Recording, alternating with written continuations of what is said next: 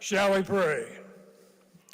Heavenly Father, creator of all in the universe and sustainer of all mankind, we come into this blessed chamber, the people's chamber, which is your chamber, to give a request to you that you would bless the events of this day and oversee the affairs and the thoughts of these men and women who deliberate before your presence, who discern truth from error, who decide right from wrong, and to deliver as you deliver to them.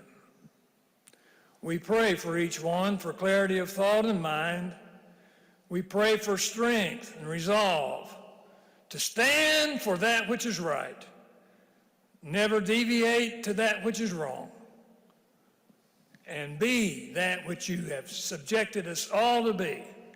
And to remember that let every soul be subject to the higher powers, for there is no power but of God.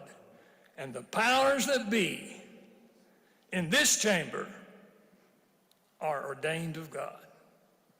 We pray that we would never forget that, and that the meditations of our heart be acceptable in thy sight, as we and they conduct the business of state for the good of the common people, and hopefully to the glory of a gracious God.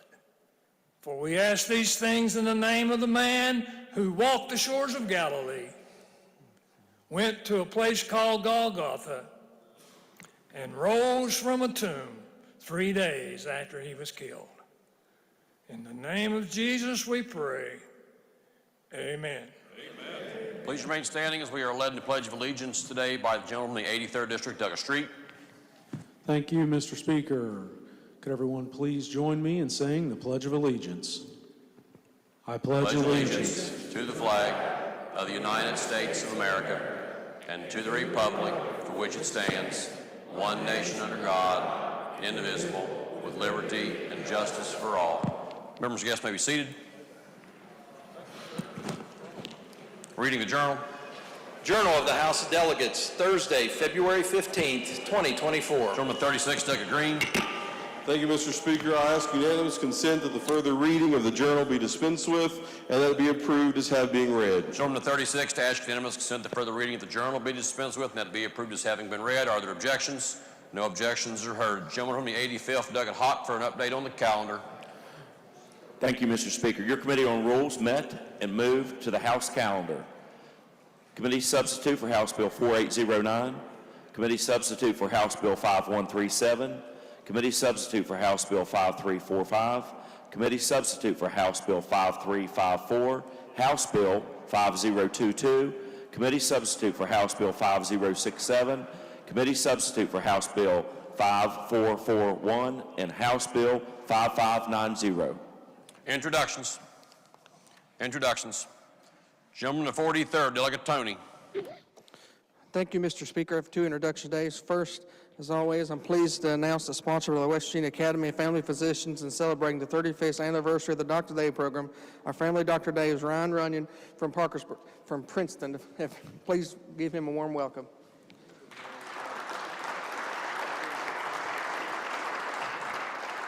Additionally, Mr. Speaker, I also have a page here with me today. My nephew, Jacob McLean, if he'd stand up, he's from Marsh Fork Elementary. For everyone, please give him a warm welcome.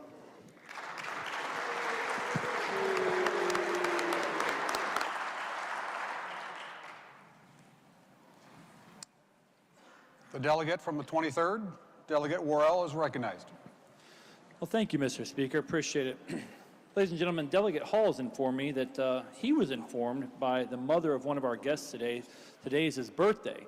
So in the North Gallery, we have a guest, George Capel. If he would stand up with the House, and please make him feel welcome.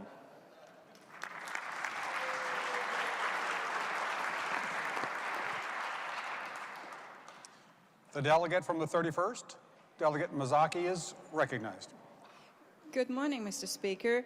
We have in the North Gallery people from the Hatfield-McCoy Trails. If John Fecketive, the Deputy Executive Director, would stand. Shannon Orso from the Finance and Human Resource is the Resource Director. And Chris Soto is the Marketing Director. Please make them feel welcome.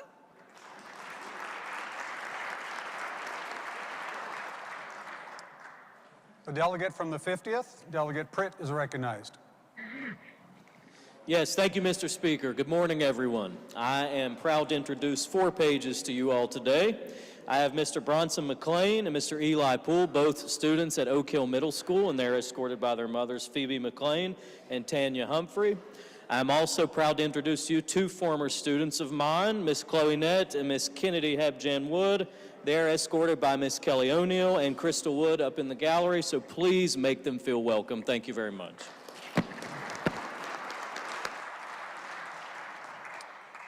The delegate from the 40th, Delegate Cooper, is recognized.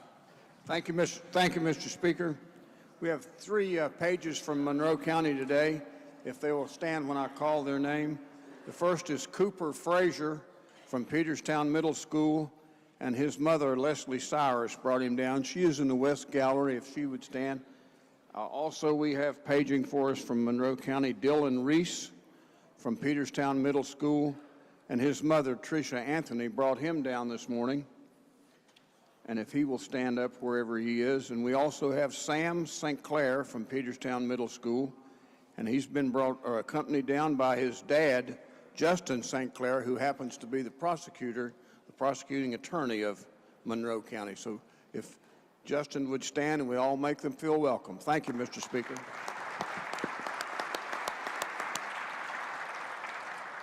The delegate from the 94th, Delegate Kump, is recognized. Thank you, Mr. Speaker, and great googly moogly to you, too. I have been told not to make this introduction today, but I'm going to do it anyway, so please have mercy upon me. It's my great pleasure and privilege to introduce to you in the South Gallery the lady that owns my heart, my beloved and bodacious Cheryl.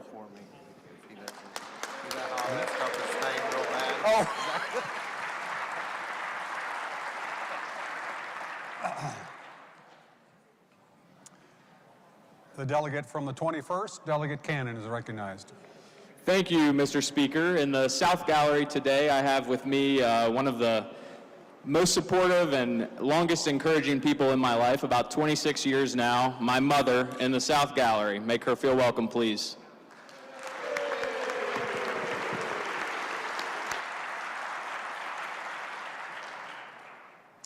The delegate from the 46th, Delegate Campbell, is recognized. Thank you, Mr. Speaker. Delegate Longenacre and I have 3 pages here today from Eastern Greenbrier Middle School. If they'll stand when I call their name, please. Carter Huffman, Asen Workman, and Corbin Long. And they're here today with their parents in the South Gallery. If they'll stand, Don Huffman, Amanda Workman, and Jason Long. Will the House please make them welcome?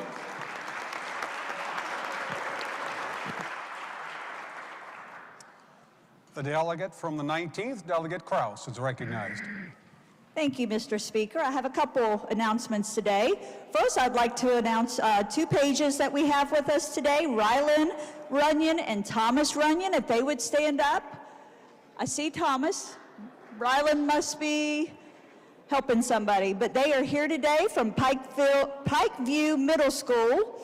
And Rylan loves choir, and Thomas plays the violin, and they are here with their father today, our doctor of the day. And if the House can make them welcome, I would appreciate it.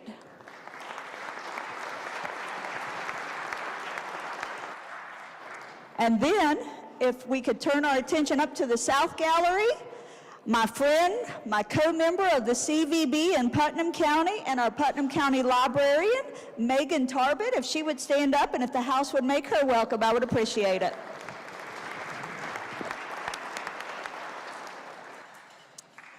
The delegate from the 83rd, Delegate Street, is recognized.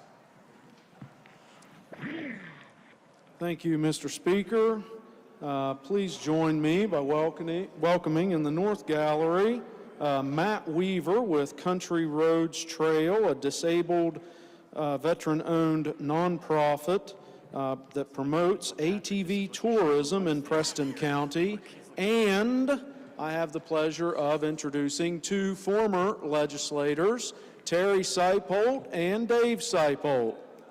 Everyone make them welcome.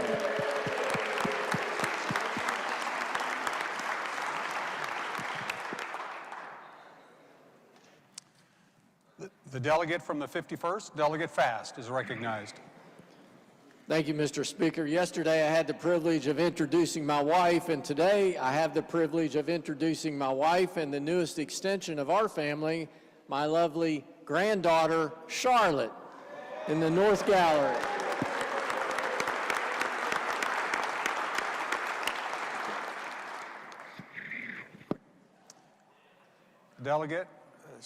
The delegate from the 33rd, Delegate Bridges, is recognized. Yes, thank you, Mr. Speaker. I have a special page with me today. If Evan Porter could stand up.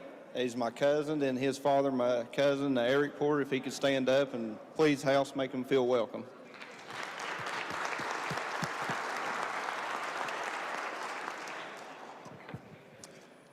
The delegate from the 13th, Delegate Heckert, is recognized. Thank you, Mr. Speaker. In the West Gallery, we have Chris and Terry Huffman at home.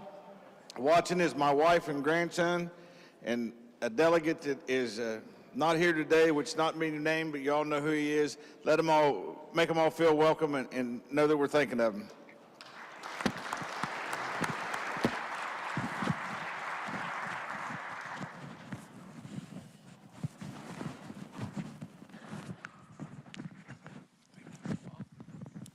About a hand for Doug Fehrenbacher here today.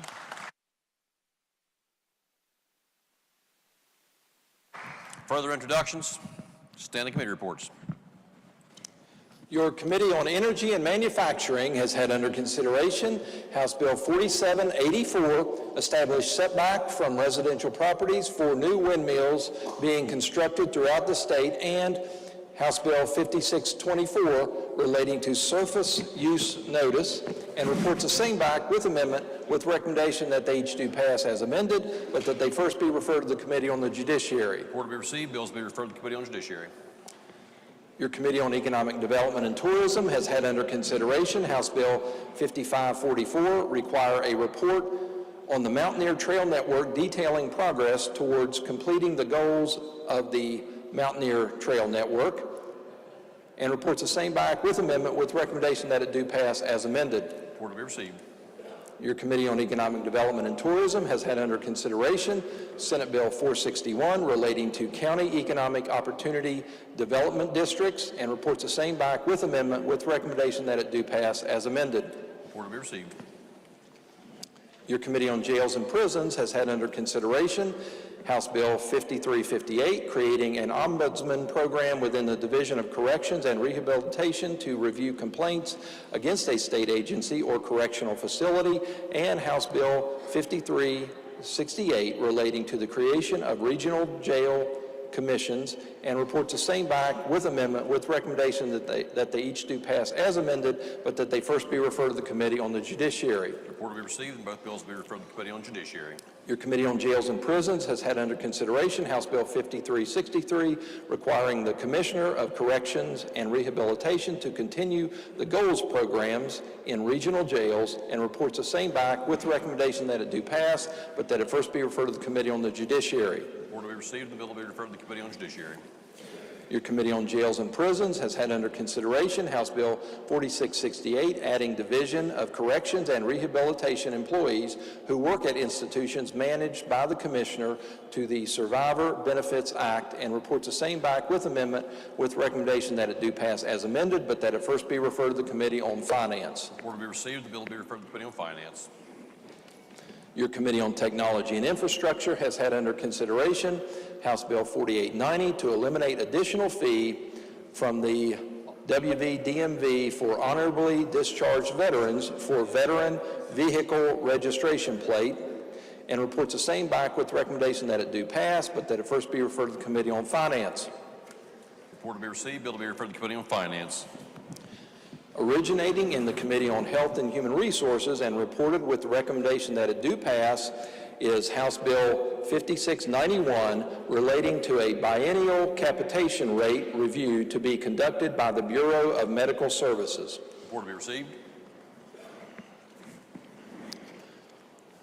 Your Committee on Health and Human Resources has had under consideration House Bill 5670 relating to accept emergency medical treatment requiring a patient who has been allocated custodial responsibility to provide the other parent with notice prior to medical expenses being incurred, and committee substitute for Senate Bill 475 relating to recovery residences, and reports the same back with amendment with recommendation that they each do pass as amended, but that they first be referred to the Committee on the Judiciary. Report to be received. Bills will be referred to the Committee on Judiciary.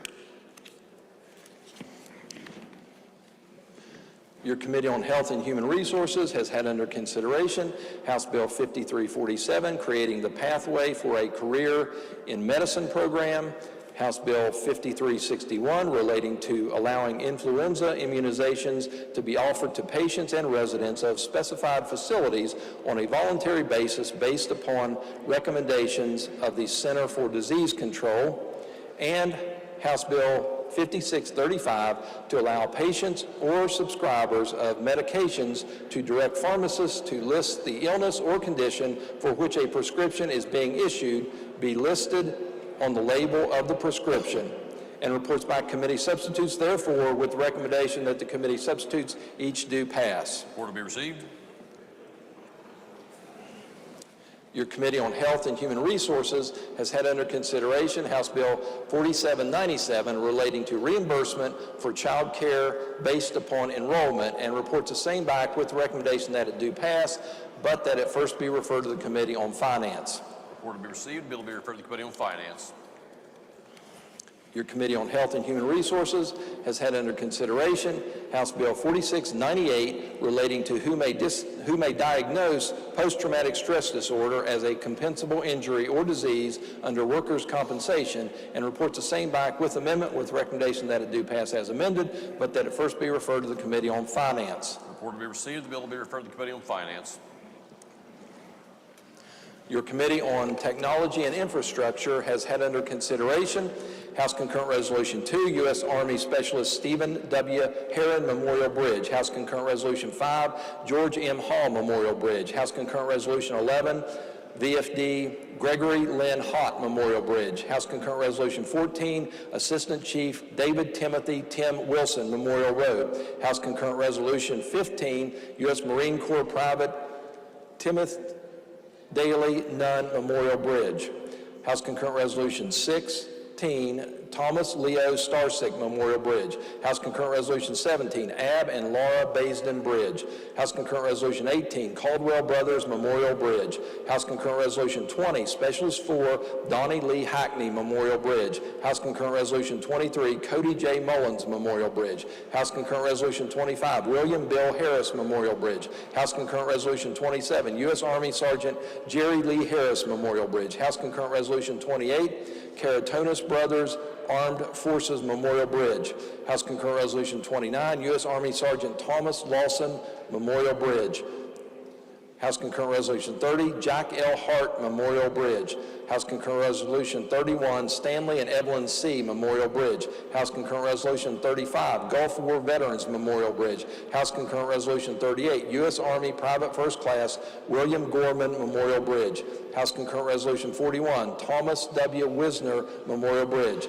House Concurrent Resolution 44, Frank Walker Mosley Memorial Bridge. House Concurrent Resolution 45, Alexander Arbuckle Abe McLaughlin Memorial Bridge. House Concurrent Resolution 48, Jacob Jack Taylor Rudolph Sr. Memorial Bridge. House Concurrent Resolution 50, Jack A. Hatfield Memorial Bridge. House Concurrent Resolution 51, U.S. Army Colonel Merlin C. Kearns Memorial Bridge. House Concurrent Resolution 53, Navy Quartermaster 3rd Class Lawrence Earl Boggs Memorial Bridge. House Concurrent Resolution 59, Asa H. Kissamore Jr. Memorial Bridge. House Concurrent House Concurrent Resolution 60, Tara Dawn Lewis Memorial Road and Bridge, House Concurrent Resolution 61, Mollahan Brothers Memorial Bridge, and House Concurrent Resolution 68, U.S. Army Air Force Major Willis Scotty Adams Memorial Bridge, and report the same back with the recommendation that they each be adopted, but that they first be referred to the Committee on Rules. That report will be received. Each of those resolutions will be referred to the Committee on Rules. Your Committee on Senior, Children, and Family Issues has had under consideration House Bill 4002, providing any employee working 20 hours or more per week in a licensed child care center or certified family child care home is eligible for a child care subsidy regardless of their household income, and report the same back with amendment with recommendation that it do pass as amended, but that it first be referred to the Committee on Finance. Report will be received. Bill will be referred to the Committee on Finance. Your Committee on Fire Departments and Emergency Medical Services has had under consideration House Bill 5255 to require insurance companies to reimburse ambulance agencies for providing treatment in place or transportation to alternative destinations, and report the same back with amendment with recommendation that it do pass as amended, but that it first be referred to the Committee on the Judiciary. Report will be received. Bill will be referred to the Committee on Judiciary. Your Committee on Fire Departments and Emergency Medical Services has had under consideration House Bill 5103 relating to payment for EMS treatment without transport, and House Bill 5147 to quantify fair workman compensation rates and more equitable method of tracking/billing for various classifications within volunteer fire departments and emergency rescue personnel, and report the same back with amendment with recommendation that they each do pass as amended, but that they first be referred to the Committee on Finance. The report will be received. Both bills will be referred to the Committee on Finance.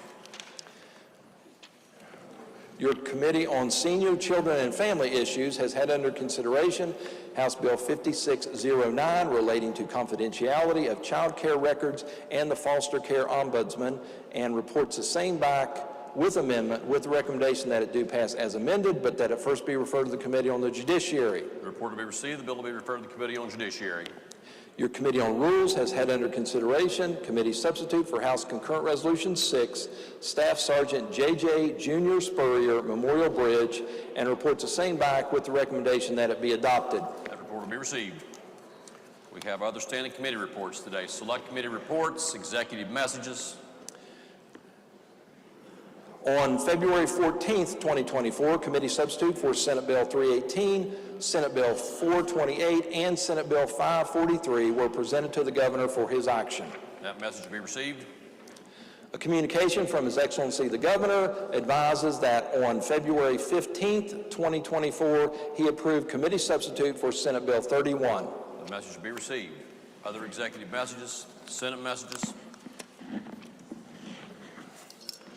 The Clerk of the Senate announces that the Senate has passed without amendment House Bill 5019 relating to surrender and return of license not required for disqualifying or downgrading a driver's license. The message will be received. The Clerk of the Senate announces that the Senate has concurred in the House amendments and passed Committee Substitute for Senate Bill 354 relating to the West Virginia Advanced Energy and Economic Corridor Authority. The message will be received. The Clerk of the Senate announces that the Senate has passed the following bills. Senate Bill 613, West Virginia Residential Mortgage Lender, Broker, and Servicer Act. That message will be received. The bill will be referred to the Committee on Judiciary. Committee Substitute for Senate Bill 622, changing time period of voting inactivity for removal from voter registration. The message will be received. The bill will be referred to the Committee on Judiciary. Committee Substitute for Senate Bill 623, requiring DMV to provide images of certain individuals to Secretary of State for voter identification purposes. The message will be received. The bill will be referred to the Committee on Judiciary. Committee Substitute for Senate Bill 624, canceling voter registration records for individuals no longer West Virginia residents. The message will be received. The bill will be referred to the Committee on Judiciary. Clerk of the Senate announces that the Senate has adopted Senate Concurrent Resolution 29, urging Biden administration and Congress reevaluate proposed restrictions on chemical industry. The message will be received. That resolution will be referred to the Committee on Rules. Clerk of the Senate announces that the Senate has passed Committee Substitute for Senate Bill 544, raising threshold for bid requirement of municipal public works projects. That message will be received. Gentleman from the 85th, Doug Hott.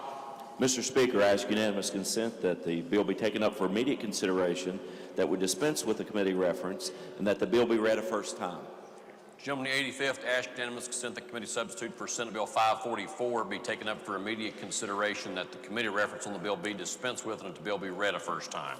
Are there objections? No objections heard. The clerk will please read the bill a first time. Committee substitute for Senate Bill 544, raising threshold for bid requirement of municipal public works projects. The bill will be advanced to second reading. We have further Senate messages? If not, resolutions, petitions, bills introduced, motions, unfinished business, unfinished business. All right, if not, ladies and gentlemen, we're about to proceed to third reading. Chair will call to everyone's attention this morning that we do have bills on the calendar. We have a lengthy calendar today, and we have bills on the calendar today that are likely to stir emotion. Chair wants to remind all members of House Rule 32, which specifies that debate on the bill before the body is to be confined to the merits of the question, not to the motives of the makers, not to motives of the sponsors, not to anything outside the merits of the question. Chair will enforce that rule today on everyone.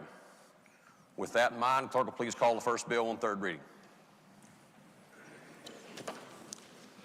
Senate Bill 605, requiring electronic funds transfer of retirement contributions by participating employers. Are there objections to having this bill explained in lieu of having it read?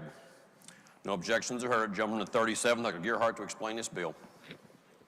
Thank you, Mr. Speaker. Our Senate Bill 607 amends provisions for West Virginia Code related to payments to the West Virginia Consolidated Public Retirement Delegate, Board. if the chair made it 605. 605, my apologies, Mr. Chairman. Senate Bill 605. You all might be able to tell I don't have my normal glasses today.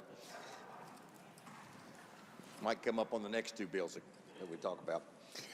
The bill requires payments of contributions and fees to the board from participating public employers to be made in electronic funds transfer beginning on July 1.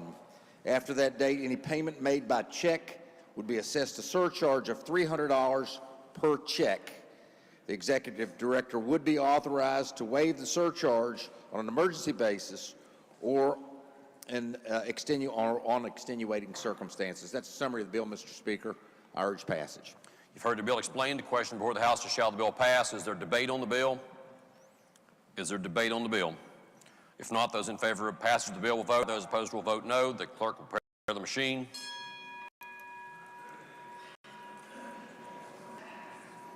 Has every member voted? If so, the clerk will close the machine and ascertain the result on this question. There are 94 ayes, 2 nays, and 4 members absent. A majority of members having voted in the affirmative, the chair declares that bill passed. The clerk will please report the title. Senate Bill 605, requiring electronic funds transfer of retirement contributions by participating employers.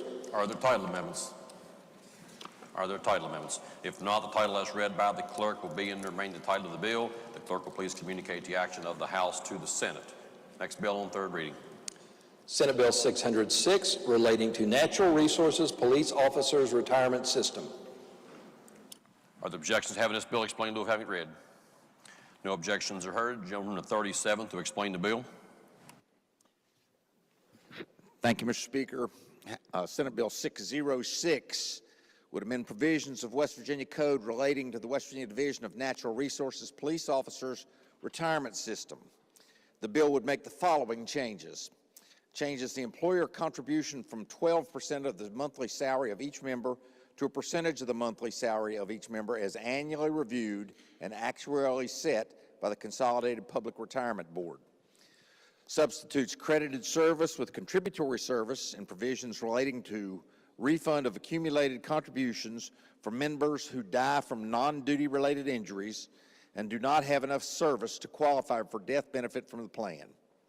Substitutes the preceding 12-month period with the last 12 months of contributory service so that the calculation of benefits are calculated using full months compensation. Provides method of calculating the death benefit for the surviving spouse of a member who was not yet 60, had 10 or more years of contributory service, was receiving non-duty related disability benefit, and who subsequently dies. That is a summary of the bill, Mr. Speaker. I urge passage. You've heard the bill explained. The question now before the House is, shall the bill pass? Is there debate on the bill? Is there debate on the bill? Gentleman from the 52nd, Nugget Rowe, is recognized. Thank you. If the gentleman would answer a couple questions for us, please. I see a number of retirement bills, and it looks like it's the same amendments pretty much across the board. Is that correct, or are there significant differences? The last bill that we did, Delegate, was a little different, okay? It dealt with the process.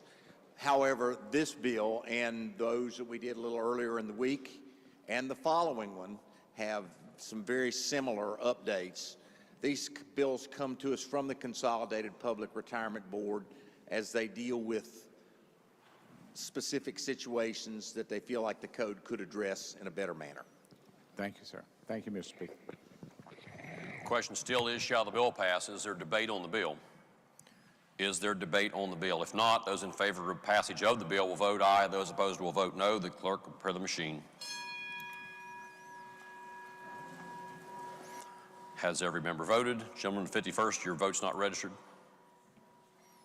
Clerk will close the machine and ascertain the result. On this question, there were 97 ayes, 0 nays, and 3 members absent. A majority of members having voted in the affirmative, the chair declares that bill passed. The clerk will please report the title. Senate Bill 606, relating to Natural Resources Police Officers Retirement System. Are there title amendments? If not, the title as read by the clerk will be and remain the title of the bill. The clerk will please communicate the action of the House to the Senate. Next bill on third reading. Senate Bill 607, clarifying municipal police officers and firefighters retirement system surviving spouse benefits. Are there objections to having this bill explained in lieu of having it read? No objections are heard. Gentleman of 37, Dr. Gearhart, to explain the bill. Thank you, Mr. Speaker. Senate Bill 607 would amend provisions of West Virginia Code relating to the West Virginia Municipal Police Officers and Firefighters Retirement System. The bill would make the following changes. It substitutes contributory service for credited service in provisions relating to refund of accumulated contributions for members who die from non-duty related injuries and do not have enough service to qualify for a death benefit from the plan. Substitutes the preceding 12-month period with the last 12 full months of contributory service so that the death benefits are calculated using full months of compensation. Provides method of calculating the death benefits for the surviving spouse of a member who is not yet 60, had 10 or more years of contributory service, was receiving a non-duty related disability benefit, and who subsequently dies. That is a summary of the bill, Mr. Speaker. I urge passage. You've heard the bill explained. The question now before the House is, shall the bill pass? Is there debate on the bill? Is there debate on the bill? If not, those in favor of passage of the bill will vote aye. Those opposed will vote no. The clerk will prepare the machine.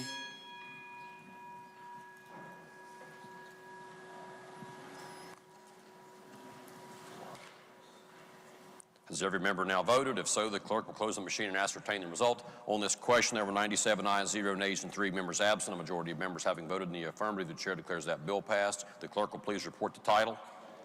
Senate Bill 607, clarifying municipal police officers and firefighters retirement system surviving spouse benefits. Are there title amendments? If not, the title as read by the clerk will be and remain the title of the bill. The clerk will please communicate the action of the House to the Senate. Next bill on third reading.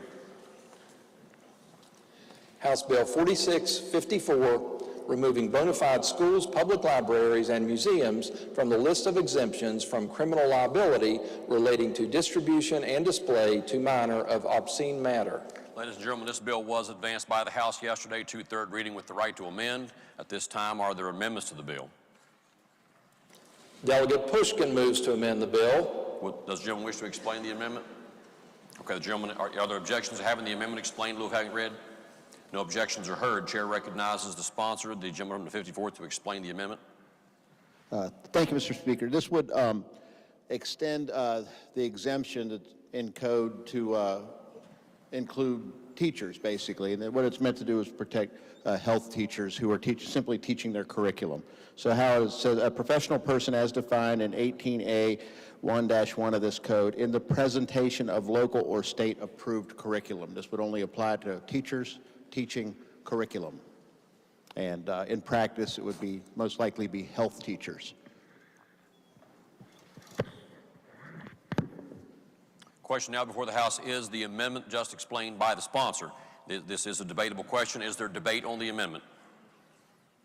Is there debate on the amendment? Gentleman from the 51st, Douglas Fast. Thank you, Mr. Speaker. I rise in opposition to the gentleman's amendment. One of the parts of the definition of obscene matter is that a reasonable person would find taken as a whole lacks serious literary, artistic, political, or scientific value. I believe what the gentleman is stating would include scientific value if it is, for instance, in a biology class, and therefore I would urge rejection of the amendment. Question still is on the amendment. Is there debate on the amendment? Is there debate on the amendment? If there is not, chair recognize the sponsor to close debate on the amendment. The gentleman is recognized. Thank you, Mr. Speaker. Well, I appreciate and respect the opinion of the Chairman of Judiciary. He just said he believes that it would already apply. I'm not so sure. I'm not so sure who the arbiter of what is obscene and what isn't. I don't know who that is right now. I don't know who it'll be in the future. This makes sure that we're not going to penalize teachers simply for teaching curriculum in the classroom. So I would urge the body to adopt the amendment. I think it's a common sense amendment, and it improves the bill. Debate on the amendment's been closed. The question now is, shall the amendment be adopted? Those in favor of adoption of the amendment will please say aye. Those opposed will please say no. And noes appear to have it. Noes have it. Chair declares that amendment lost. Are there other amendments to the bill? Are there other amendments to the bill? Okay, if not, the clerk will please read the bill a third time. House Bill 4654, removing bona fide schools, public libraries, and museums from the list of exemptions from criminal liability relating to distribution and display to minor of obscene matter. Question now before the House is, shall the bill pass? Are there objections to having the bill explained in lieu of having it read? No objections are heard. The gentleman from the 51st is recognized to explain the bill. Thank you, Mr. Speaker. The bill removes a bona fide schools in the presentation of local or state-approved curriculum, public libraries, and museums from the exemptions from criminal liability for distribution and display to a minor of obscene matter. Obscene matter is not protected speech under the First Amendment. So that gives rise to the question, what is obscene matter? Obscene matter has been defined by the United States Supreme Court in the case of Miller versus California in 1973. Obscene matter, it means an average person applying contemporary adult community standards would find, taken as a whole, appeals to the prurient interest, is intended to appeal to the prurient interest, or is pandered to prurient interest. And may I pause right there? Prurient interest is defined elsewhere in the Code of West Virginia, and it means, as was recently recognized by the West Virginia State Supreme Court in State versus Harper in 2023, it means purely prurient purposes means for the specific purpose of sexual gratification and sexual arousal from viewing the visual portrayals prohibited by this section. So that's what it means when we state in our existing code, prurient interest. Existing code continues on the definition of obscene matter as an average person applying community standards would find, depicts, or describes in a patently offensive way sexually explicit conduct. And let me pause there. On down in the existing code section, it defines sexually explicit conduct. It means an ultimate sexual act, normal or perverted, actual or simulated, including sexual intercourse, sodomy, oral copulation, sexual bestiality, sexual sadism, and masochism, masturbation, excretory functions, and lewd exhibition of the genitals. So continuing on, the definition of obscene matter is the third element. A reasonable person would find, taken as a whole, lacks serious literary, artistic, political, or scientific value. So that is the definition of obscene matter. So what are the elements of the crime besides meeting the definition of obscene matter? Any adult, and this is in existing code, any adult with knowledge of the character of the matter who knowingly and intentionally distributes, offers to distribute, or displays to a minor any obscene matter. That is a summary of the bill, Mr. Speaker, and I urge passage. You've heard the bill explained. The question now before the House is, shall the bill pass? Gentleman from the 94th, Dr. Compass, recognized. Thank you, Mr. Speaker. Permission to speak on the bill? Gentleman's recognized. As we all have probably received a multitude of calls and emails and letters on this issue, I stand and speak on behalf, I believe, as a voice in the wilderness on behalf of our underpaid and underappreciated librarians and the volunteers who work with them to help us. I really appreciate our libraries. We have a local library in my district in the Spring Mills area, the North Berkeley Library. I work extensively with them. I really appreciate the job they do. But in relation to this bill, I received a call from the librarian who was very concerned about the information she received that she believed was factual about this bill. We had a long conversation. I hope I alleviated her concerns. One of the concerns was that she thought that the bill took away First Amendment rights, and I believe I alleviated that. The other was financial. She was concerned that people might file court cases and that have caused the library financial distress. She was particularly concerned about this issue because not too long ago, the local Board of Education eliminated their subsidy to the library, causing a 1/3 cut in their budget. And so they had to continue under these circumstances, to the fact that they're not open every day of the week, but had to reduce their staff. That library is essentially a double-wide trailer, and they do a tremendous work. However, after reading this bill, hearing the explanations and the discussion in the Judiciary Committee, I have no problems whatsoever with this bill. I believe it is a good government bill, and I urge passage.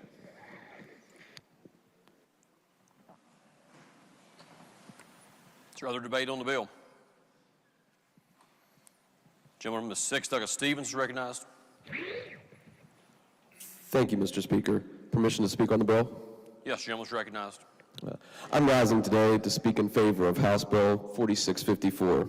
I've thought a lot about the bill and its impact that it could have on our communities and our schools, and I'm speaking to you today as a public school teacher whose job it is to not only teach children, but to protect them as well. We have safeguards in place at schools for our students' electronic devices. We have GoGuardian to protect them from obscene material. We have the FCC that protects children from seeing obscene material on TV. This bill is giving our students and children of the community the same protection they receive from GoGuardian and from the FCC. I urge passage of the bill. Gentleman from the 25th, Douglas Hornbuckle, is recognized. Thank you, Mr. Speaker. I rise today in protection of our institutions of knowledge, our learning centers. I rise today to protect our librarians and our teachers. I think it's very important that when we discuss this bill, and I do appreciate the explanation from the Judiciary Chair about the word obscene, but as he also said, that was about case law. And so that is very much so going to leave this open to litigation. It is going to cost our counties, our librarians, when these matters go to the court system. It will inevitably do that. We have already seen, especially in the state of Florida, where over 40% of these book bans lie, it has come back. This will happen. When we talk about our libraries who that give the opportunity for so many things, but also that hold Bibles, that hold informational sex education that otherwise some people might not be able to get in other mediums. We have to protect these rights of our people. I also trust our parents. I trust our parents to make sure they know what their kids are doing and put the authority into their hands when it comes to our schools. Because this is still vague, I'm scared that what happens when we teach history? The Holocaust. We've all seen those graphic pictures concerning the Holocaust. What about slavery? These are issues that we have not answered here today. When we talk about our museums, I'm a proud and great supporter of the Huntington Museum of Art. We also have a wonderful clay center here. We're going to hurt their bottom line. They're not going to be able to independently have their local control over what they have in their places of employment. This is a very dangerous bill, a very dangerous bill.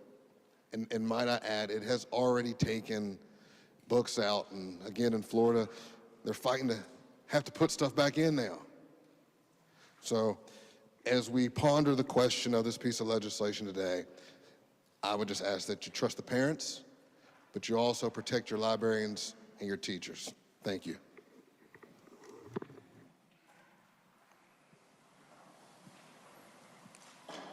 Gentleman from the 50th, Delegate Pritz, recognized. Yes, thank you, Mr. Speaker. You know, I've told you all many times, people in this room, when a bill comes up for a vote, I ask myself three things. Will this protect and help people, or will it hurt people? Is this what the majority of the people who elected me or people in the district I represent would want me to do? And can I live with this? And this bill, for me, checks all three boxes. Protects kids. I know it's what my people would want me to do, and I certainly can live with voting yes. I rise as a father.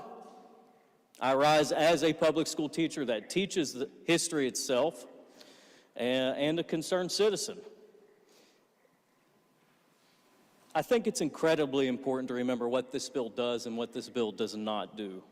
This bill does not ban books or censor free speech. These books can still be bought by people privately if they want, if they're adults. We're not saying they have to be taken off the market. What this bill does do is stops obscene and pornographic or sexually explicit materials from being available to children in publicly taxpayer-funded spaces. And I think that the argument that kids could see worse on the internet or on television is very disingenuous at best. I don't think that that's an argument that we should allow them free access in a publicly funded, taxpayer-funded space. I think this bill protects kids. I know that this bill protects kids, and it safeguards legitimate academic material. It's necessary that we have to do this because our societal norms have changed to the point that we have to do this today. And I think that that's important to remember. I'm going to vote yes. As a public school teacher who teaches history, as the parent of young children who's concerned about the trajectory of today's society, I'm pushing the green button. Thank you for your time. Is there other debate on the bill? Gentleman from the 76th, Delegate Garcia, is recognized. Thank you, Mr. Speaker. When we look at this bill, the way that I've seen it, and the gentleman from the 25th talked about it, other states have passed similar bills related to banning books. That's really the impetus of where this has started, this disagreement about what's obscene, what's not. You know, we talked up in the Judiciary Committee, talked about librarians, how many there are across the state of West Virginia who have had, and really one of the issues that I think is confusing about this law, and I think why the protections were put in place originally, is because there are so many people that work in a library, that work together, sometimes 50, 60 people in one public library, who are putting books on shelves, who are putting things on display, which, by the way, display is something that's defined in here, not as displaying, not as giving it to somebody who's young, but really just putting it on the bookshelf. If you really read the definition, it's placing it on a display rack, a display case. There are some exceptions as far as having binders or something that won't show the cover, but the obscene material is not just what's on the outside, but what's on the inside. And you have a number of people, including board members, for these different libraries. And so without this exception, who is it that's going to be attacked? The librarian, the staff member, the board member? We don't know. And in reality, there can be very different opinions of what's obscene. Very different opinions. I think, as we've heard from some people, I mean, some people think that certain ways of life are just obscene. Certain groups of people are obscene. We've heard that, and all it takes is a prosecuting attorney or someone else who wants to make a statement, political or otherwise, to ruin somebody's life. And I've heard it explained to me, well, I think this bill is okay because of that Miller test. They've got to prove all that. They've got to prove these three things. Jury has to make that decision on the finding of fact. But the chilling effect is when the charges are brought.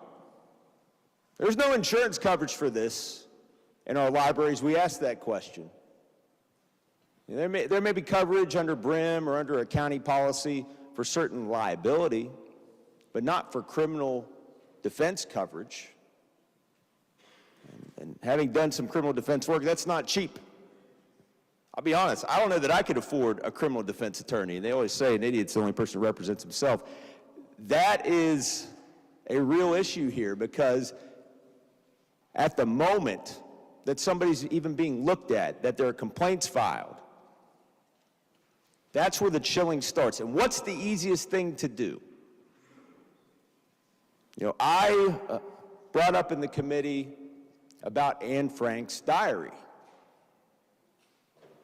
13-year-old girl talking about her experiences hiding from the Nazis during the Holocaust.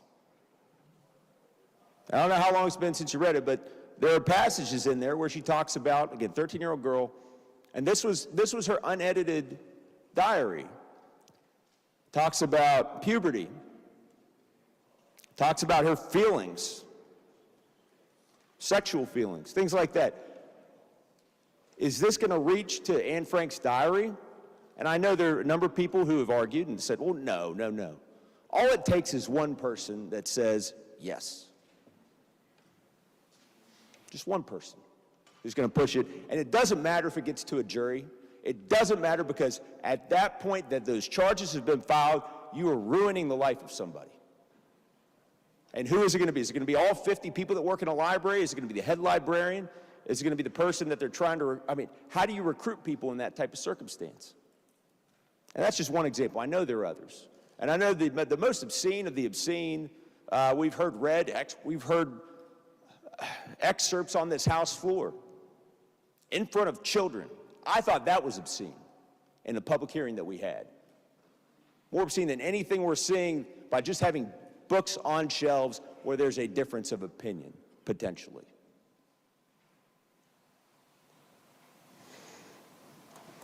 And so what's going to happen?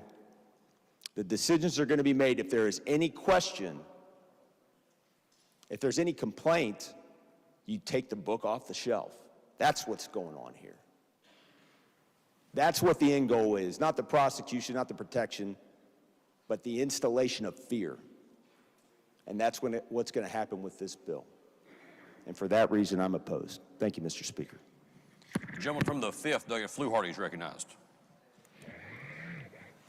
Thank you, Mr. Speaker. Will the gentleman yield? The Judiciary Chairman? Yes. Sorry. Yes, gentleman does yield. Thank you. I want to go over elements of the crime that you discussed in your opening for this bill. When it comes to knowledge, if we are prosecuting a librarian, does that librarian have to have actual knowledge of the character of the matter inside the book? I would give you a very concise answer. Any adult with knowledge of the character of the matter who knowingly and intentionally distributes. That's my I understand answer. that. And you as an attorney and myself can argue over what that knowledge entails. So I want to get an idea. Actual knowledge versus constructive knowledge. Now, you would agree with me that The gentleman knows that in multiple code sections it talks about have knowingly and intentionally. That is what is in before us right now, with knowledge. So we could debate what that means. You would take everyday meaning of what knowledge is. A person has to have knowledge, and that's my answer. Okay, so, but you'd agree with me that the code itself does not say actual knowledge, it just says knowledge. It says with knowledge. Okay. If we were to prosecute, say there was something in the library itself that is considered obscene matter, who would then be prosecuted? Would it be the head librarian? Do we know? It would be any adult with knowledge of the character of the matter who knowingly and intentionally distributes, offered to distribute, or displays to a minor any obscene matter. So potentially the entire list of employees in the library? It would be any adult with knowledge of the character of the matter who knowingly and intentionally distributes. In committee, we had testimony up there from a librarian, and we learned about the policies in place. How many books are available in West Virginia libraries today? Do you know? Because I do not. I believe it's millions. And do you recall how many of those books have been challenged in the past year? I believe around 50. Okay, around 50. All right. According to the lady's testimony. I appreciate that. Thanks for yielding. Sure. Very briefly. Gentleman's recognized. You know, we get bills like this that, as I said the other day, this bill belongs in the fiction section. It absolutely belongs in the fiction section because we've just manufactured outrage. You know, this bill's been sitting for a while. It just popped out in an election year. The bill did not come to us from a prosecutor. Typically in these situations, if there's a set of facts available and a prosecutor cannot bring charges, they will come to the legislature and say, I want to charge someone, but I can't. I need a law. But yet, with this bill, we were not told that's the case. We were not given one iota of testimony in Judiciary Committee or otherwise that said, these facts exist in this particular instance, and I can't charge someone because of this exemption. That never happened. Why? Because it doesn't exist. We manufacture it for political purposes. We also learned in committee that there are policies in place already. Here I have the unattended child policy.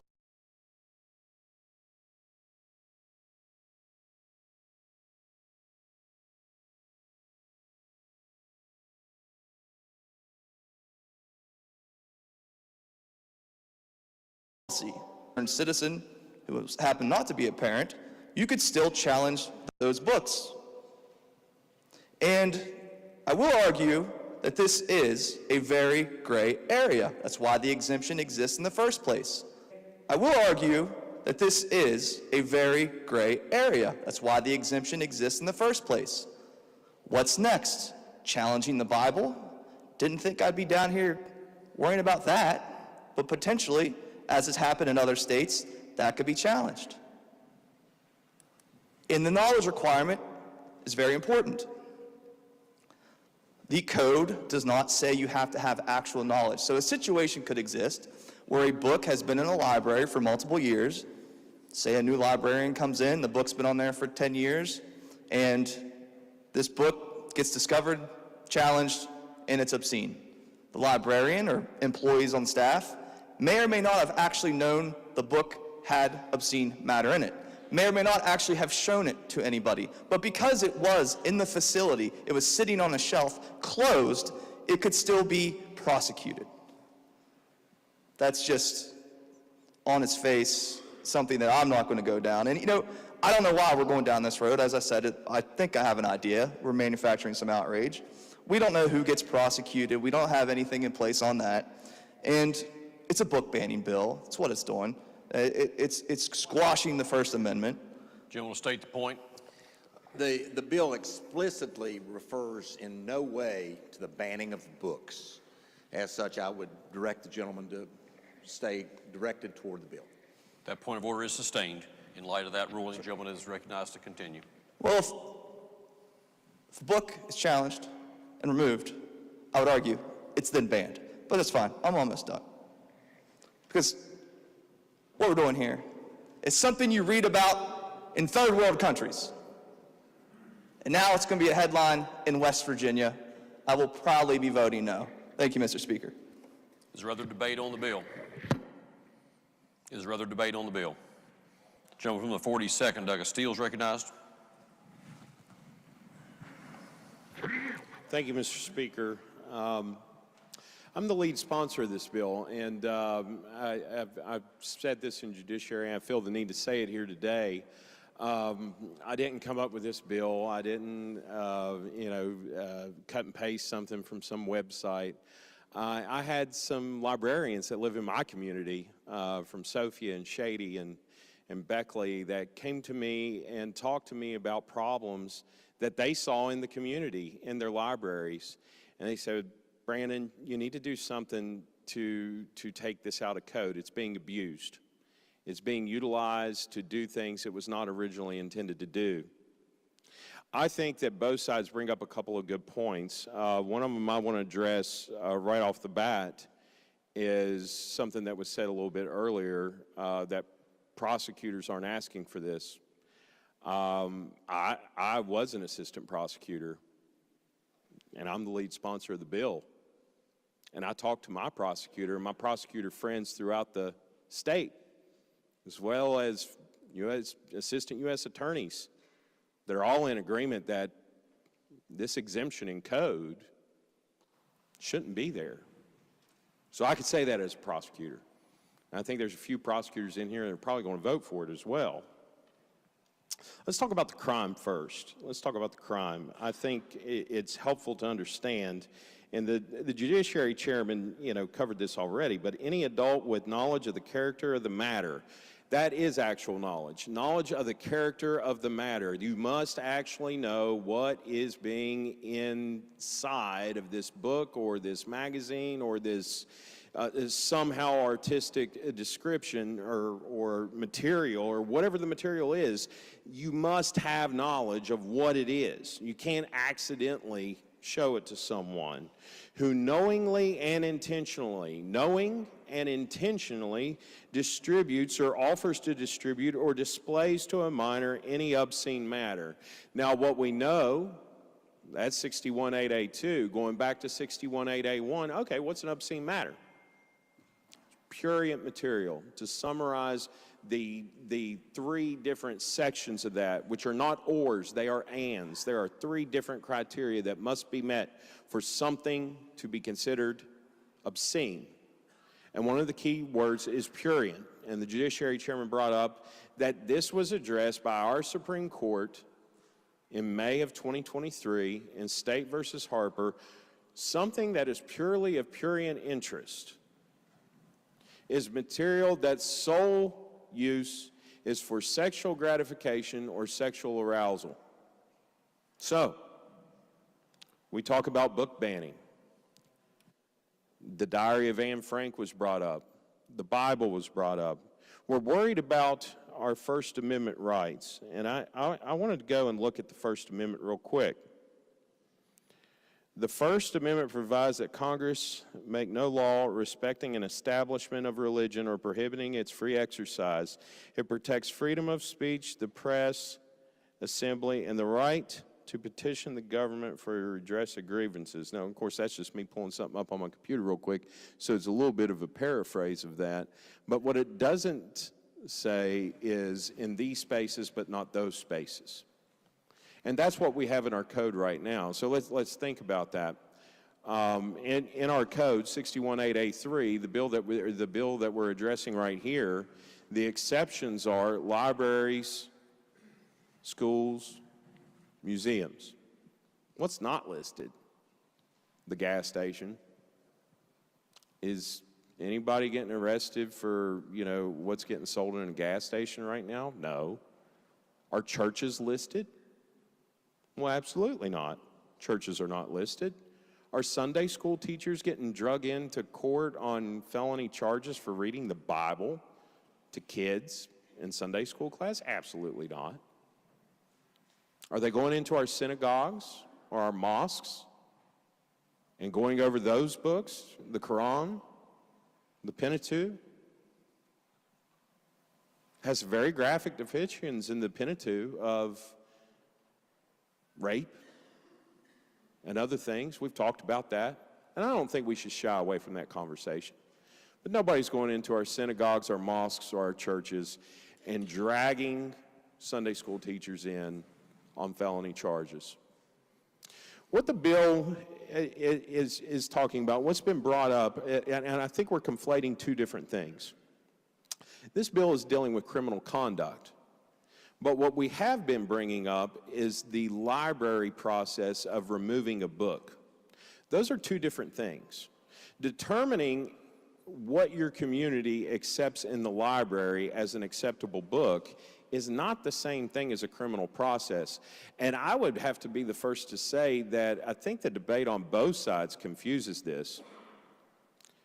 This bill and this removal, it's not going to apply to some books that people on the pro side of this think that they're going to get rid of.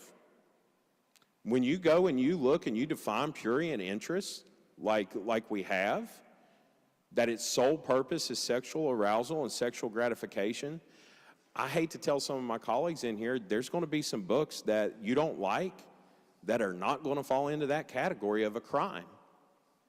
At the same time, you do have that process, as the gentleman from the 5th pointed out, every library pretty much has a process like that, for concerned citizens, parents to go in and say, hey, we don't think this is appropriate, it needs to be moved to another section just for adults, we don't think kids should have access to it, and libraries have dealt with that. But that's not talking about prurient material. Prurient material easily could just be called pornography, and that's essentially what it is keeping kids from being presented pornography. Now, why is that a crime? Why is it a crime to show kids pornography? And I'd like to point out, from the debate as it started, from the public hearing to what was in judiciary and to what we have here today, not a single person is arguing that 618A2, the actual crime, should be repealed. Nobody has a problem with the crime. Nobody in any debate that I've been in since we've been here for over a month has said, we need to get rid of this as a crime, this is wrong. No, we all agree it's a crime. It's been a crime in West Virginia for, my goodness, prior to the 60s even. It's been a crime forever. We don't have a problem with the crime, but somehow this exception, these exemptions are cropping up. So why is it a crime? It's a crime because it is the act of grooming.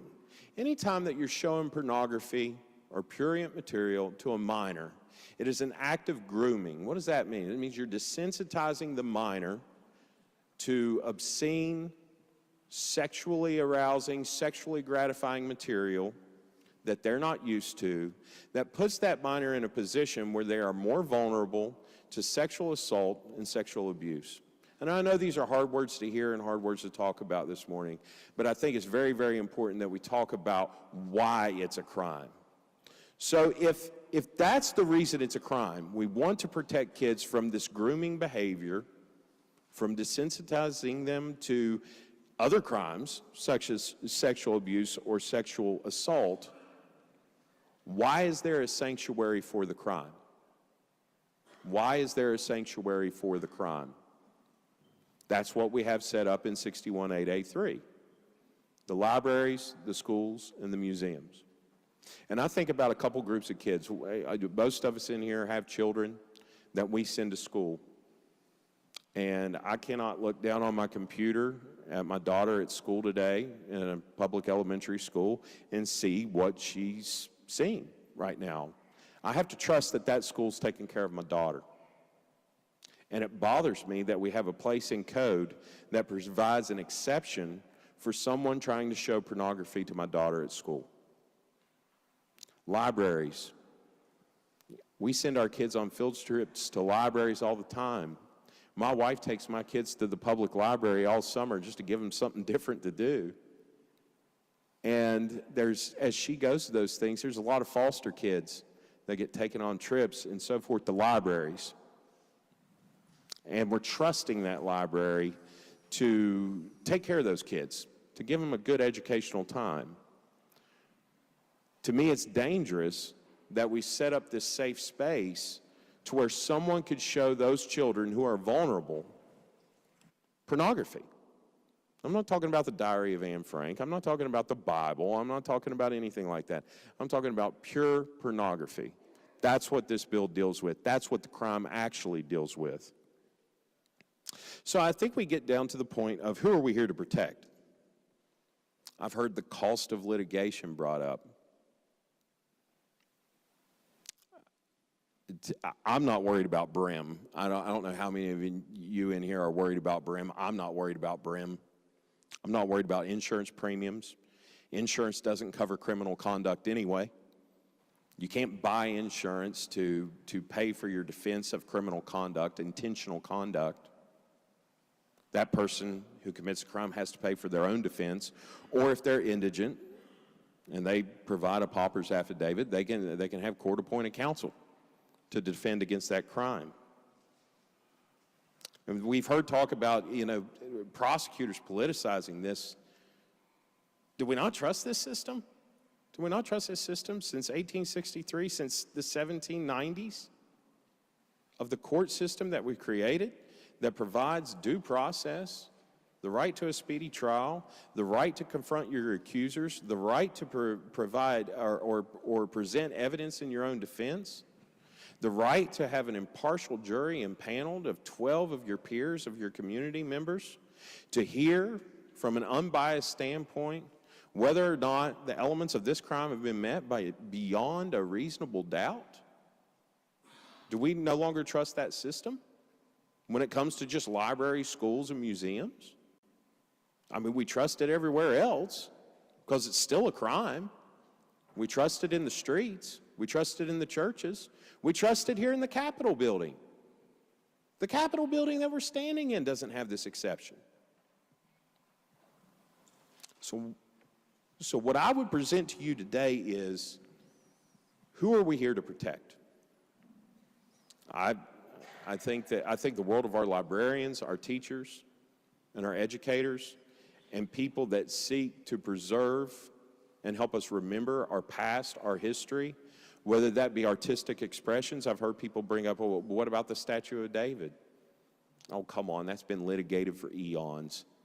And it's soundly been said that that is not for the purposes of sexual gratification or sexual arousal. It is artistic in value. Now, could you still go to your library and object to a presentation of that? Yes, but it wouldn't be on the basis of a crime. It would be on the basis of that board of the library determine whether or not for their particular community should it be shown in there. This is not the same thing. We shouldn't conflate that issue. What we're really talking about is, who are we here to protect? I'm here to protect kids. That's what I took an oath to do. I'm here to protect children. I'm here to protect our young people and make sure that they are not put in a vulnerable position where they are presented with pure pornography in an effort to groom them and prepare them for a potential sexual abuse or sexual assault. That's the chilling effect I hope happens, is that people who would seek to use these domains that have been set up and what should be centers of education and centers of civic value for our society, I'm hoping it has a chilling effect on people with bad intentions using those spaces to do things to children that they ought not be doing. And I would leave you with something I've said over and over again, and you're going to probably get tired of hearing it.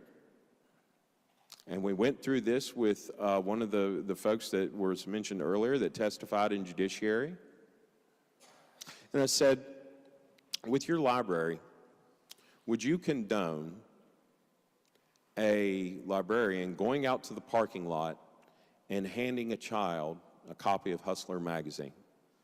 Well, absolutely not. And you would agree that that should be a crime. Absolutely.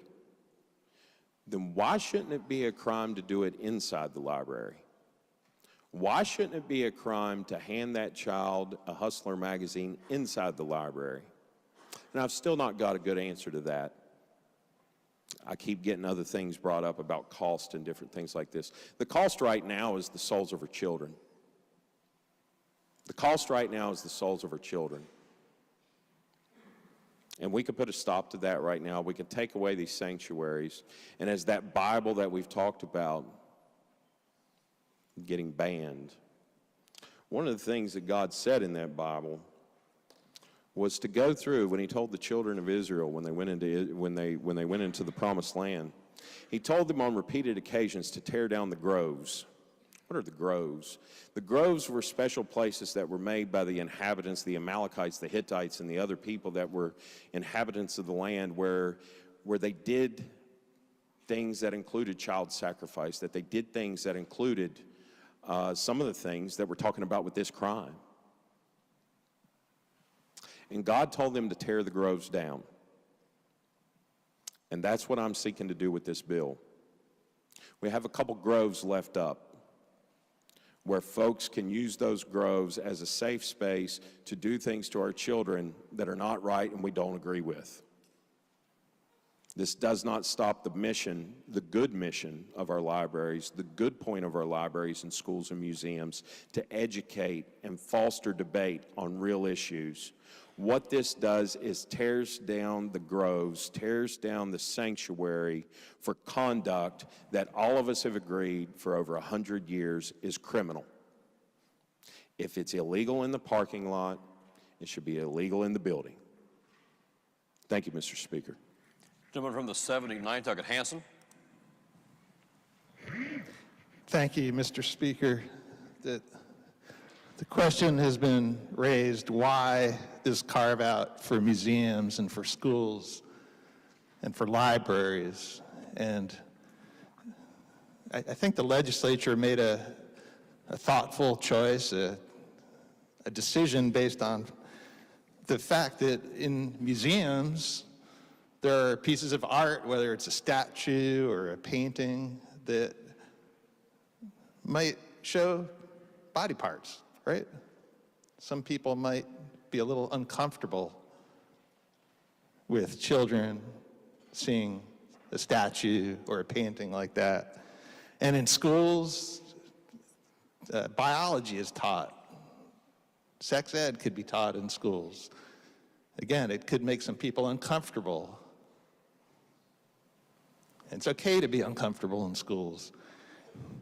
And similarly in libraries, I mean, think about all the resources that libraries provide to our communities. You could find fiction and nonfiction. You could find travel books and biographies, but you'll also probably find some books that might make you a little bit uncomfortable. And that's what this is about. That's why those exceptions are in state code.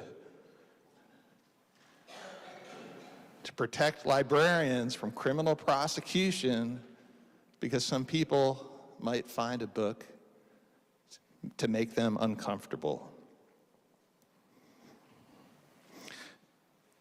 Our libraries are important institutions for our communities, the services they provide to our children and our families.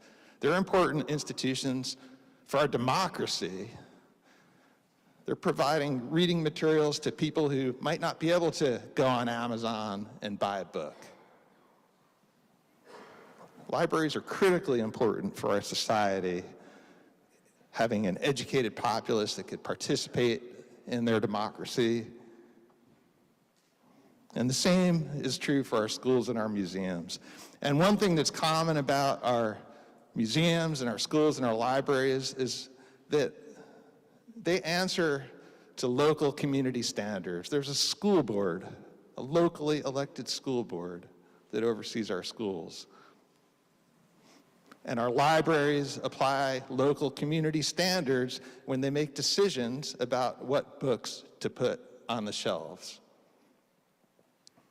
It was raised in Judiciary Committee some questions about how a national library group was suggesting certain graphic novels be classified. And I thought the answer from the librarian was instructive, because she disagreed with what the national organization suggested and took a more restrictive view about where these materials should be placed. While the national group said they should be in the young adult section, she disagreed because she was answering to the local community standards in her community and placed them in a location that children could not easily access. That's how this is supposed to work. The gentleman from the 76th and from the 5th already talked about the process that's in place at our libraries, because situations will occur where people in our community are uncomfortable with the book, and they can challenge that book, and the librarian will apply an existing policy, like the gentleman from the 5th said, and make a decision to either move the book or remove the book or have the book remain.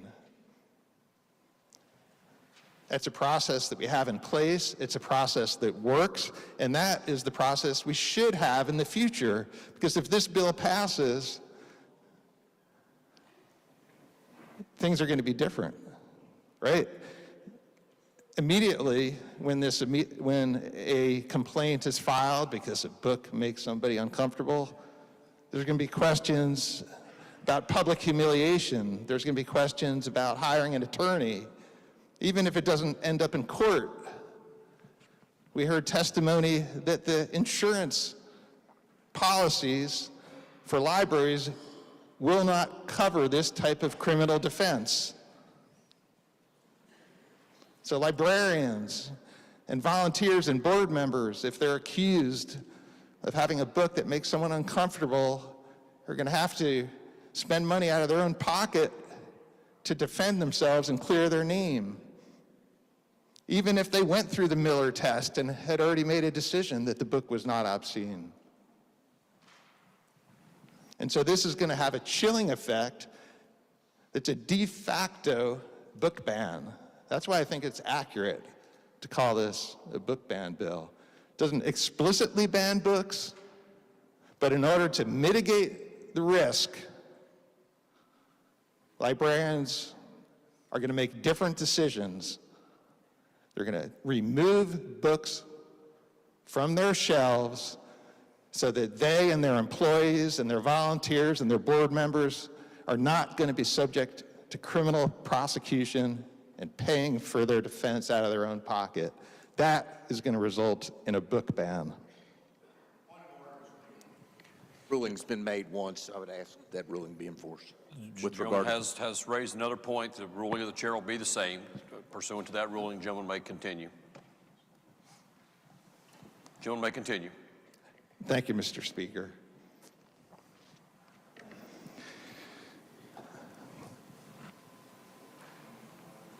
The question also was raised in committee about whether pornography or obscene matter is currently available in libraries. And the way I would characterize the discussion and the testimony from people who testified and delegates is that there's a general agreement that it's not in our libraries. Which raises the question about why this bill is needed if there's not a problem, like the gentleman from the 5th mentioned earlier. My concern, or another concern of mine, is that there are organizations who have come to this Capitol and set up outside the chamber with lists of books that they no longer want in our libraries. They include some that are somewhat sexually explicit, but there are others that provide information about certain categories of people that make them uncomfortable. And while we may agree in this room how to apply the Miller test and what is obscene and not obscene material, it doesn't matter what we think. Any member of the community can file a complaint and get a local prosecutor involved based on lists of books that make them uncomfortable. So for me, the choice is clear. These exceptions in current code are there for a reason: to protect our librarians, to protect our libraries, our schools, and our museums.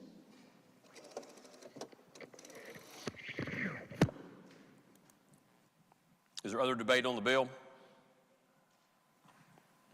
Chair recognizes the gentleman from the 51st to close debate on the bill. Thank you, Mr. Speaker. And very briefly, I suppose we could take the opposite side of those who oppose this bill, and we could back off and just allow anything to be given to our children under the cover that we cannot define what is obscene.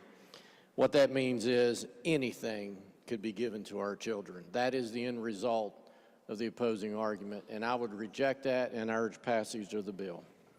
Debate on the bill has now been closed. Question before the House is, shall the bill pass? Those in favor of passage of the bill will vote aye. Those opposed will vote no. The clerk will prepare the machine.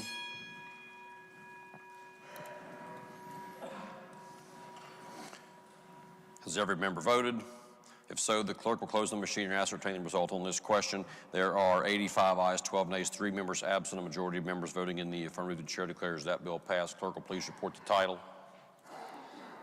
House Bill 4654, removing bona fide schools, public libraries, and museums from the list of exemptions from criminal liability relating to distribution and display to minor of obscene matter. Are there title amendments?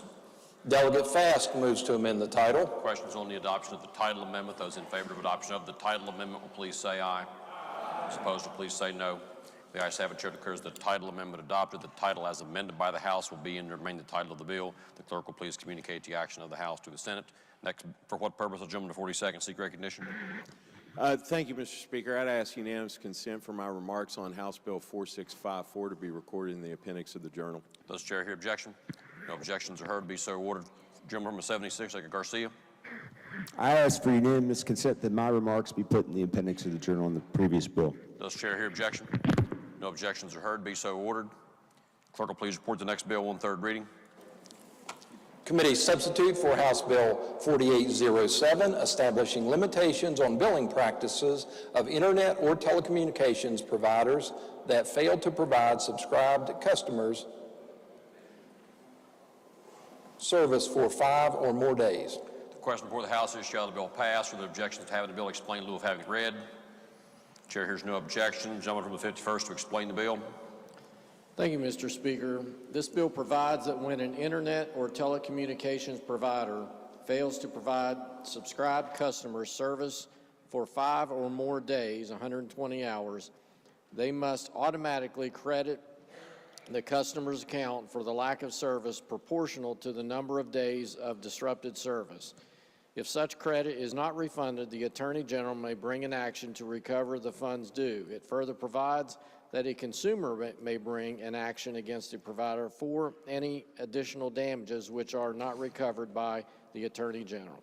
That is a summary, Mr. Speaker, and I urge passage. You've heard the bill explained. The question now before the House is shall the bill pass. Is there debate on the bill?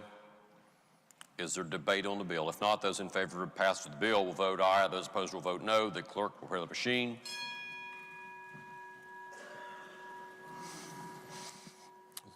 Has every member voted? If so, the clerk will close the machine and ascertain the result on this question. There were 96 ayes, 0 nays, and 4 members absent. A majority of members having voted in the affirmative, the chair declares the bill passed. The clerk will please report the title.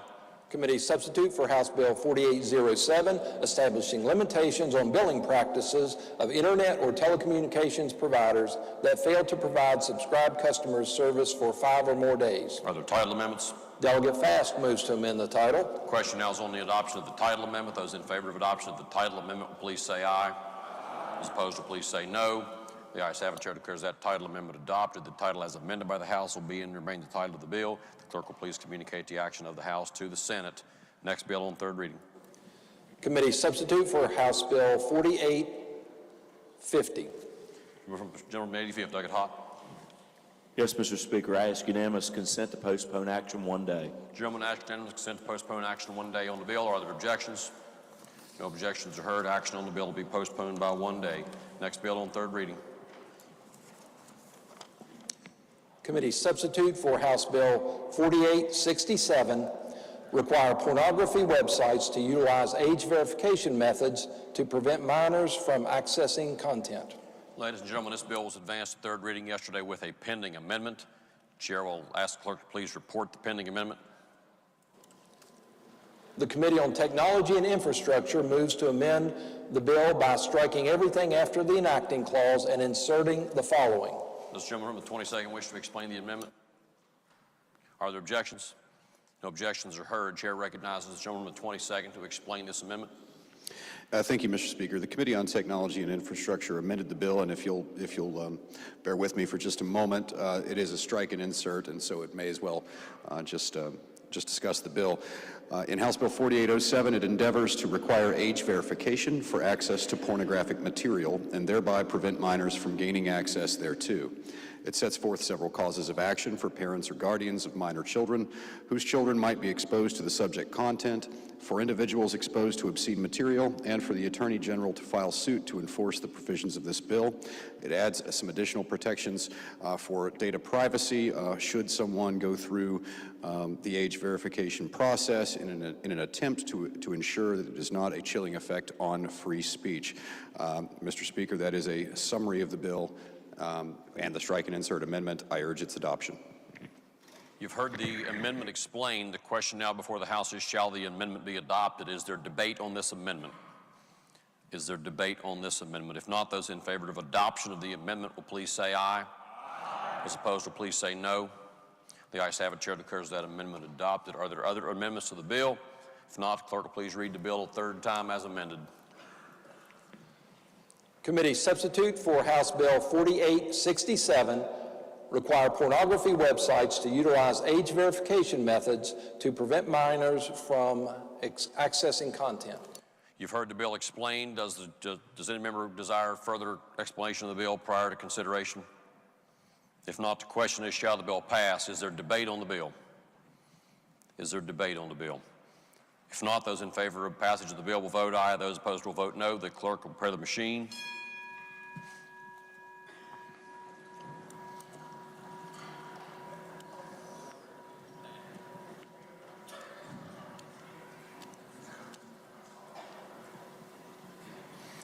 Has every member voted? If so, the clerk will close the machine and ascertain the result on this question. There were 96 ayes, 0 nays, and 4 members absent. A majority of members having voted in the affirmative, the chair declares the bill passed. The clerk will please report the title. Committee substitute for House Bill 4867, require pornography websites to utilize age verification methods to prevent minors from accessing content. Are there title amendments? Delegate Linville moves to amend the title. Questions on the adoption of the title amendment. Those in favor of adoption of the title amendment will please say aye. Those opposed will please say no. The ayes have it. Chair declares that title amendment adopted. The title as amended by the House will be and remain the title of the bill. The clerk will please communicate the action of the House to the Senate. Next bill on third reading.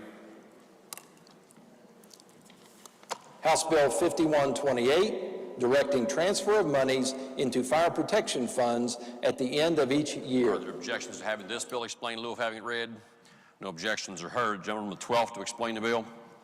Thank you, Mr. Speaker. This bill would distribute each year from lottery surplus $6 million to the volunteer fire departments and $6 million to the county commissions for fire departments in their counties for fire protection or emergency services in the county. I urge passage. You've heard the bill explained. The question now before the House is, shall the bill pass? Is there debate on the bill? Is there debate on the bill? If not, those in favor of passage of the bill will vote aye. Those opposed will vote no. The clerk will prepare the machine.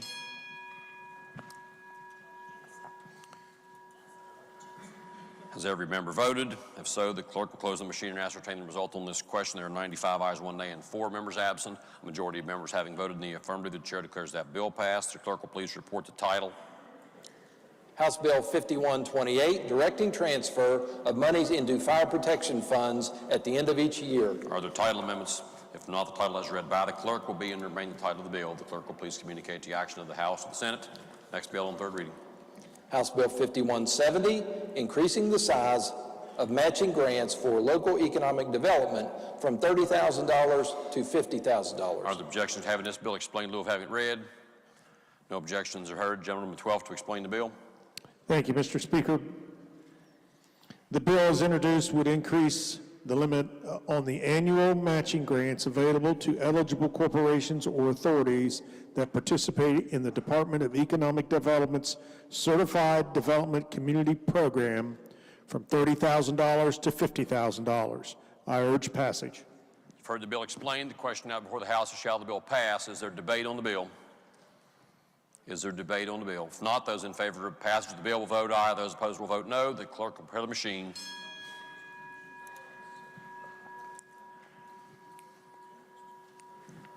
Has every member voted? Gentleman at 24th, your vote's not registered. Gentleman at 24th, Docket Lucas, your vote's not registered. Clerk will close the machine and ascertain the result on this question. There were 85 ayes, 10 nays, and 5 members absent. A majority of members having voted in the affirmative, the chair declares that bill passed. The clerk will please report the title.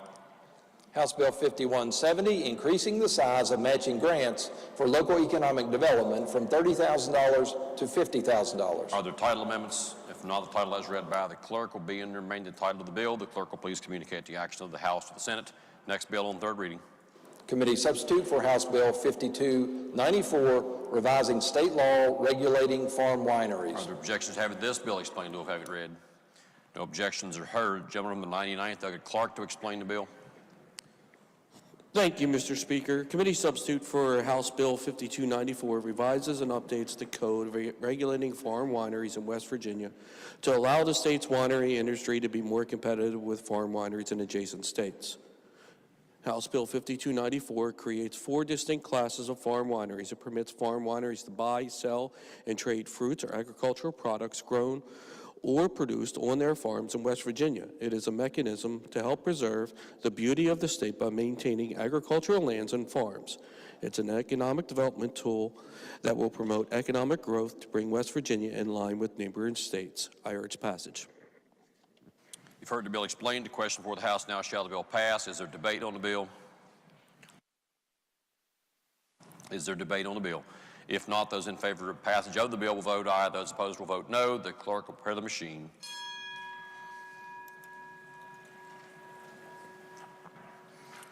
Has every member voted? Has every member voted? If so, the clerk will close the machine and ascertain the result on that question. There were 77 ayes, 18 nays, and 5 members absent. A majority of members having voted in the affirmative, the chair declares that bill passed. The clerk will please report the title. Committee substitute for House Bill 5294, revising state law regulating farm wineries. Are there title amendments? If not, the title as read by the clerk will be and remain the title of the bill. The clerk will please communicate the action of the House and the Senate. Next bill on third reading. Committee substitute for House Bill 5319, creating the offense of exposing a law enforcement officer, probation officer, parole officer, courthouse security officer, correctional officer, the state fire marshal, a deputy or assistant fire marshal, firefighter, or emergency medical service personnel to fentanyl. Are there objections to having this bill explained in lieu of having it read?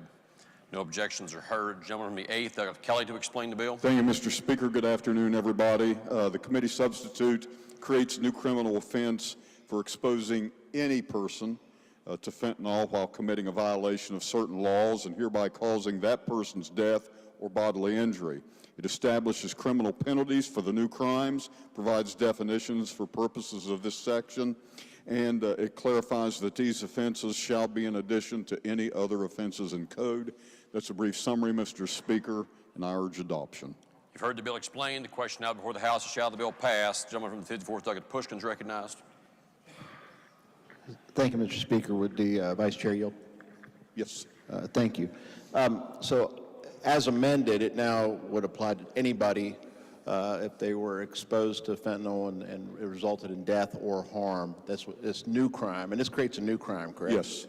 Yes. Okay, and it now would apply to anybody, not just first responders, correct? The gentleman is correct. Okay. Is there any intent required for this new crime? I don't believe so.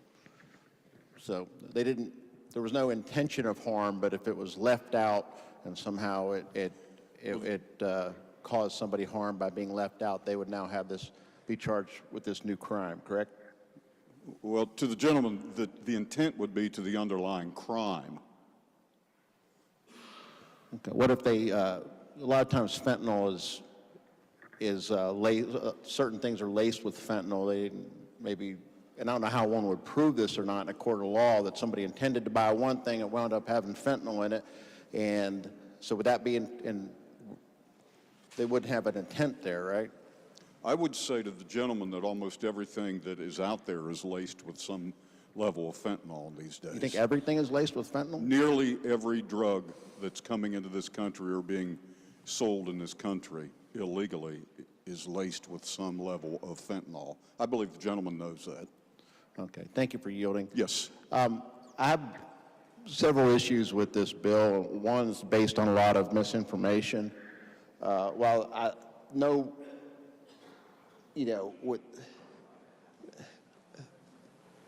I know so much about the strength of the substance that we are talking about, and I understand the depth of the issue and understand the seriousness of the issue.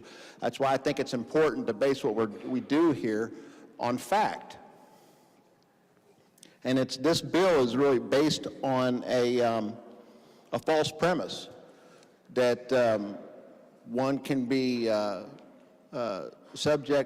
could be subject to bodily harm or death simply by touching or being in the same room as the substance. And I've never seen a bit of evidence to back that up. I looked it up, and there's the American College of Medical Toxicology and the American Academy of Clinical Toxicology. They put out a guide for emergency responders. In that, it says that for opioid toxicity to occur, the drug must enter the blood and the brain from the environment. Now, for this to happen, the drug would need to be absorbed by a mucous membrane, such as your nose, inhaled, ingested, or delivered by a syringe. Fentanyl can also enter a person's system therapeutically through a dermal patch, but that takes several hours to absorb.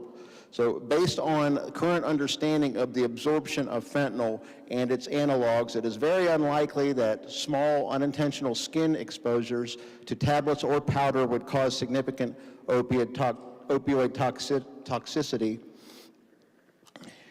And if toxicity were to occur, it would not develop rapidly enough. It would allow time for the removal. That's from the American College of Medical Toxicology and the American Academy of Clinical Toxicology. Now, I'm sure when I sit down, there'll be plenty of anecdotal stories about this happening, but it doesn't occur. And that's what we're basing this new crime on, as something that doesn't happen in reality.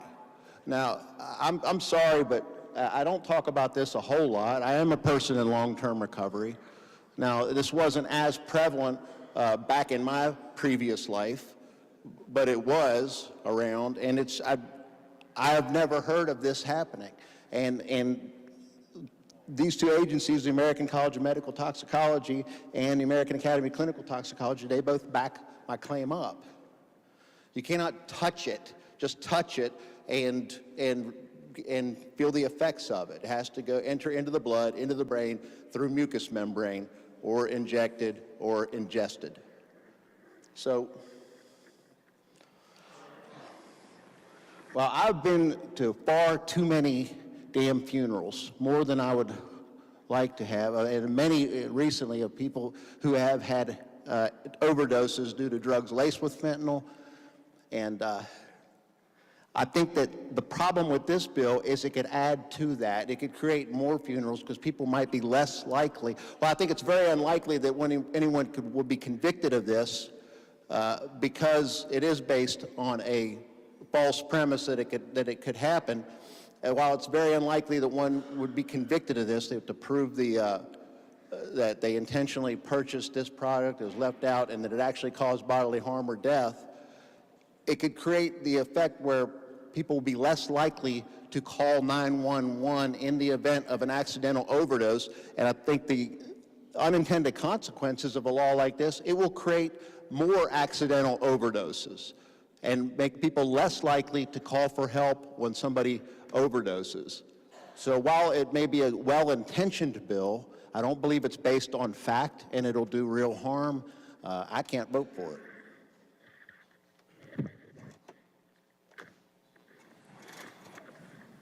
Lady from the 73rd, Douglas Summers, is recognized.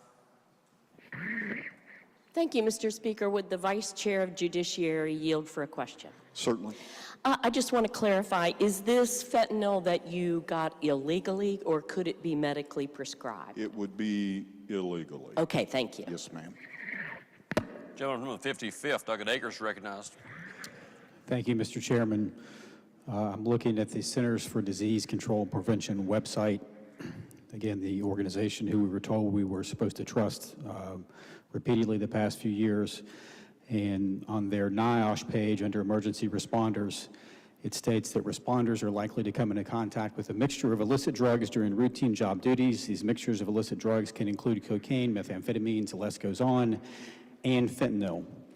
NIOSH, National Institute of Occupational Safety and Health, under the CDC, offers the following recommendations to help prevent emergency responders' exposures to illicit drugs, including fentanyl.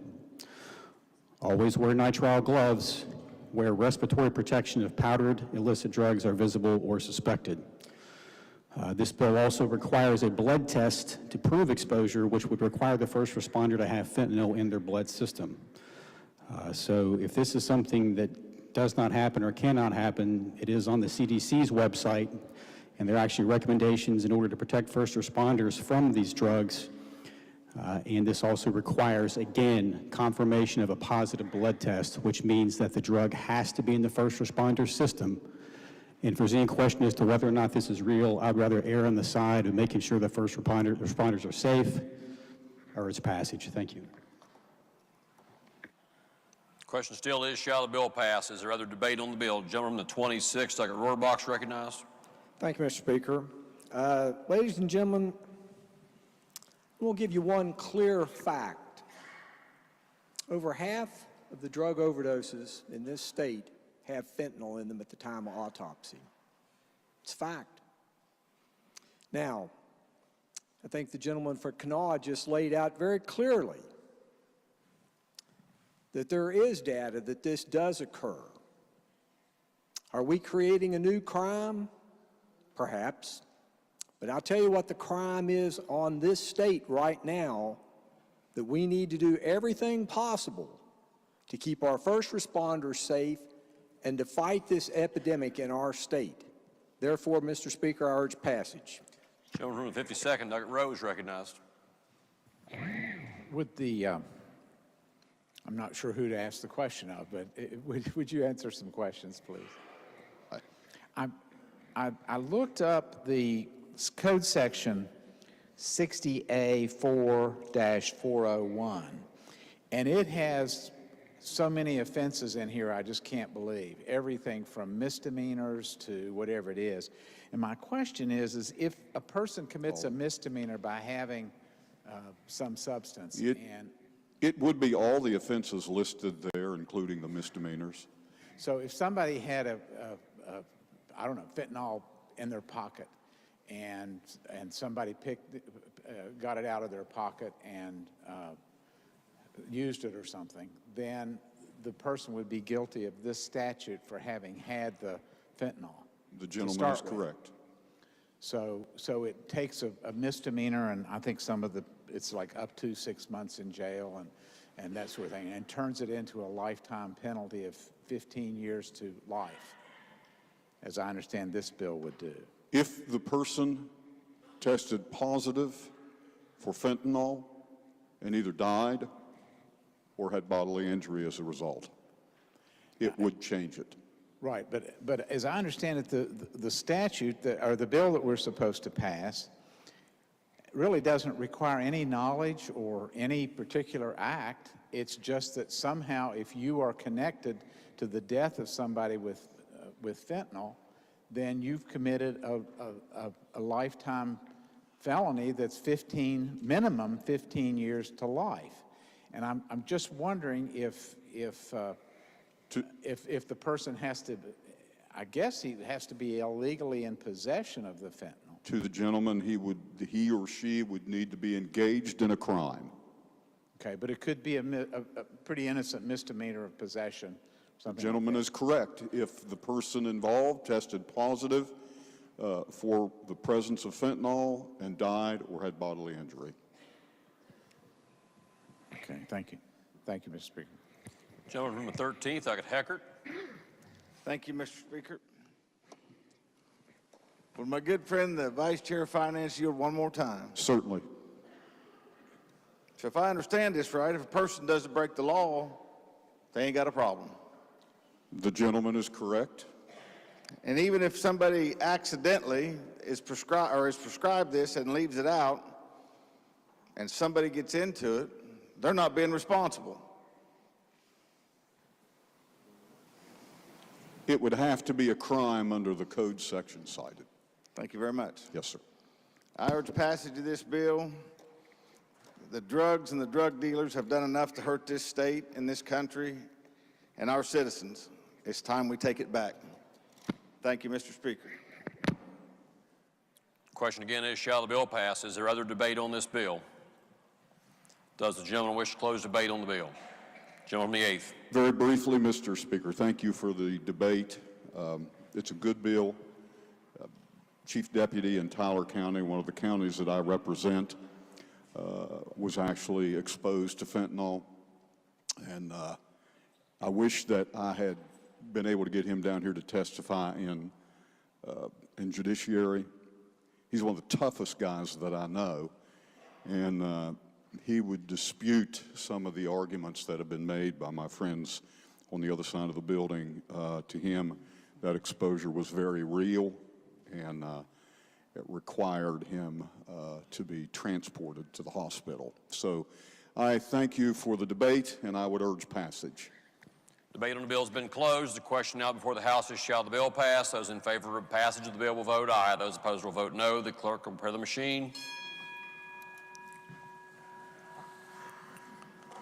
Has every member voted? If so, the clerk will close the machine and ascertain the result on this question. There are 93 ayes, 3 nays, and 4 members absent. A majority of members having voted in the affirmative, the chair declares the bill passed. The clerk will please report the title. Committee substitute for House Bill 5319, creating the offense of exposing a law enforcement officer, probation officer, parole officer, courthouse security officer, correctional officer, the state fire marshal, a deputy or assistant fire marshal, firefighter, or emergency medical service personnel to fentanyl. Are there title amendments? Delegate Kelly moves to amend the title. Questions on the adoption of the title amendment. Those in favor of adoption of the title amendment will please say aye. Those opposed will please say no. The ayes have it. Chair declares that title amendment adopted. The title as amended by the House will be and remain the title of the bill. The clerk will please communicate the action of the House to the Senate. Next bill on third reading. House Bill 5337, establishing the Legislative Oversight Committee of the Division of Corrections and Rehabilitation. Are there objections to having this bill explained in lieu of having it read? No objections are heard. Gentleman from the 8th. Thank you, Mr. Speaker. The purpose of this bill is to establish the Legislative Oversight Committee of the Division of Corrections and Rehabilitation. The bill repeals the provision in Chapter 31 establishing the Legislative Oversight Committee and Regional Jail Authority It reestablishes the Legislative Oversight Committee with the same composition of members and relating specifically to the Division of Corrections and Rehabilitation. It also adds a provision where the committee may request records from the DCR, which shall be promptly provided, and it adds a provision authorizing the committee to hold executive sessions to review internal investigations, non-public operational procedures, and questioning of a witness or witnesses in the scope of those reviews. That is a brief summary of the bill, Mr. Speaker. You've heard the bill explained. The question now before the House is, shall the bill pass? Is there debate on the bill? Is there debate on the bill? If not, those in favor of passage of the bill will vote aye. Those opposed will vote no. The clerk will prepare the machine.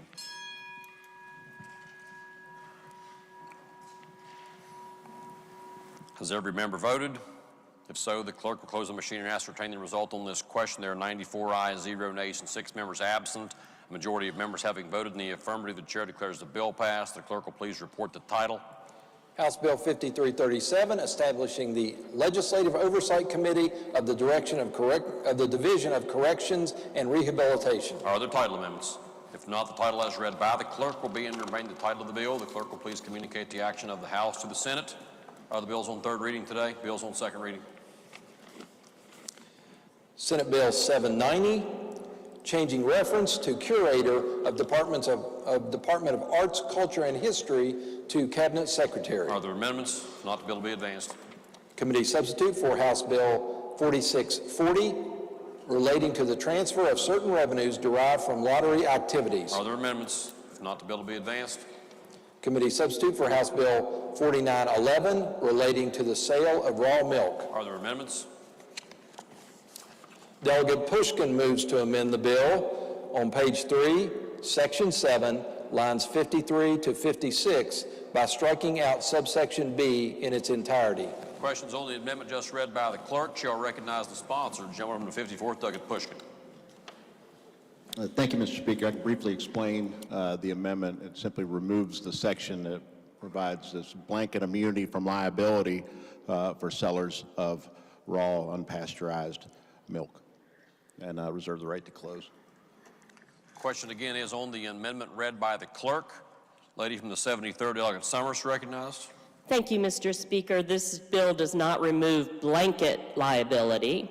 There is liability for intentional or willful and wanton misconduct, but it does protect a lot of innocent sellers from unnecessary litigation, hiring a lawyer, having to defend themselves in court for a product that is sold as is, which does not provide any guarantees or warranties to the consumer. Direct sourcing of agriculture products like raw milk come with an implied understanding of the risks associated with its consumption, so I urge rejection. Question again is on the amendment read by the clerk. Is there debate on the amendment? Is there debate on the amendment? If not, shall recognize the sponsor to close debate on the amendment. Gentleman from the 54th is recognized. Thank you, Mr. Speaker. Well, of course, it doesn't, give immunity from liability for a willful or intentional poisoning of the product. That's good. It doesn't do that. But in most cases, I'm sure the people selling it and the people that are providing this product are very well intentioned, but sometimes food products in general can go bad, especially raw milk. I don't know of any other food product that we grant this type of immunity to, that they cannot be sued, even if they sell a bottle of raw milk that happens to have a shard of glass in it and somebody chokes on a piece of glass. They don't get their day in court because we are depriving people of their Seventh Amendment right to a jury trial to protect this product. This amendment is about consumer protection. It's pretty common sense to me. I'd vote for the bill if it wasn't for this paragraph in there. I voted for it in the past when we allowed for herd shares, but I can't for the life of me understand that if it's so good, it's so safe, why do we have to have this immunity in it? I asked during the committee, is there any other food product that we do this for? I don't know too many products in general that we just say they can't be sued. So I would urge the body to use some common sense, provide consumer protection, and support the amendment. The question is on the amendment as read by the clerk. Those in favor of adoption of the amendment will please say aye. Those opposed will please say no. Noes appear to have it. Roll call is demanded. Is the demand sustained? Demand is sustained. Question is, shall the amendment be adopted? Those in favor of adoption of the amendment will vote aye. Those opposed will vote no. The clerk will prepare the machine.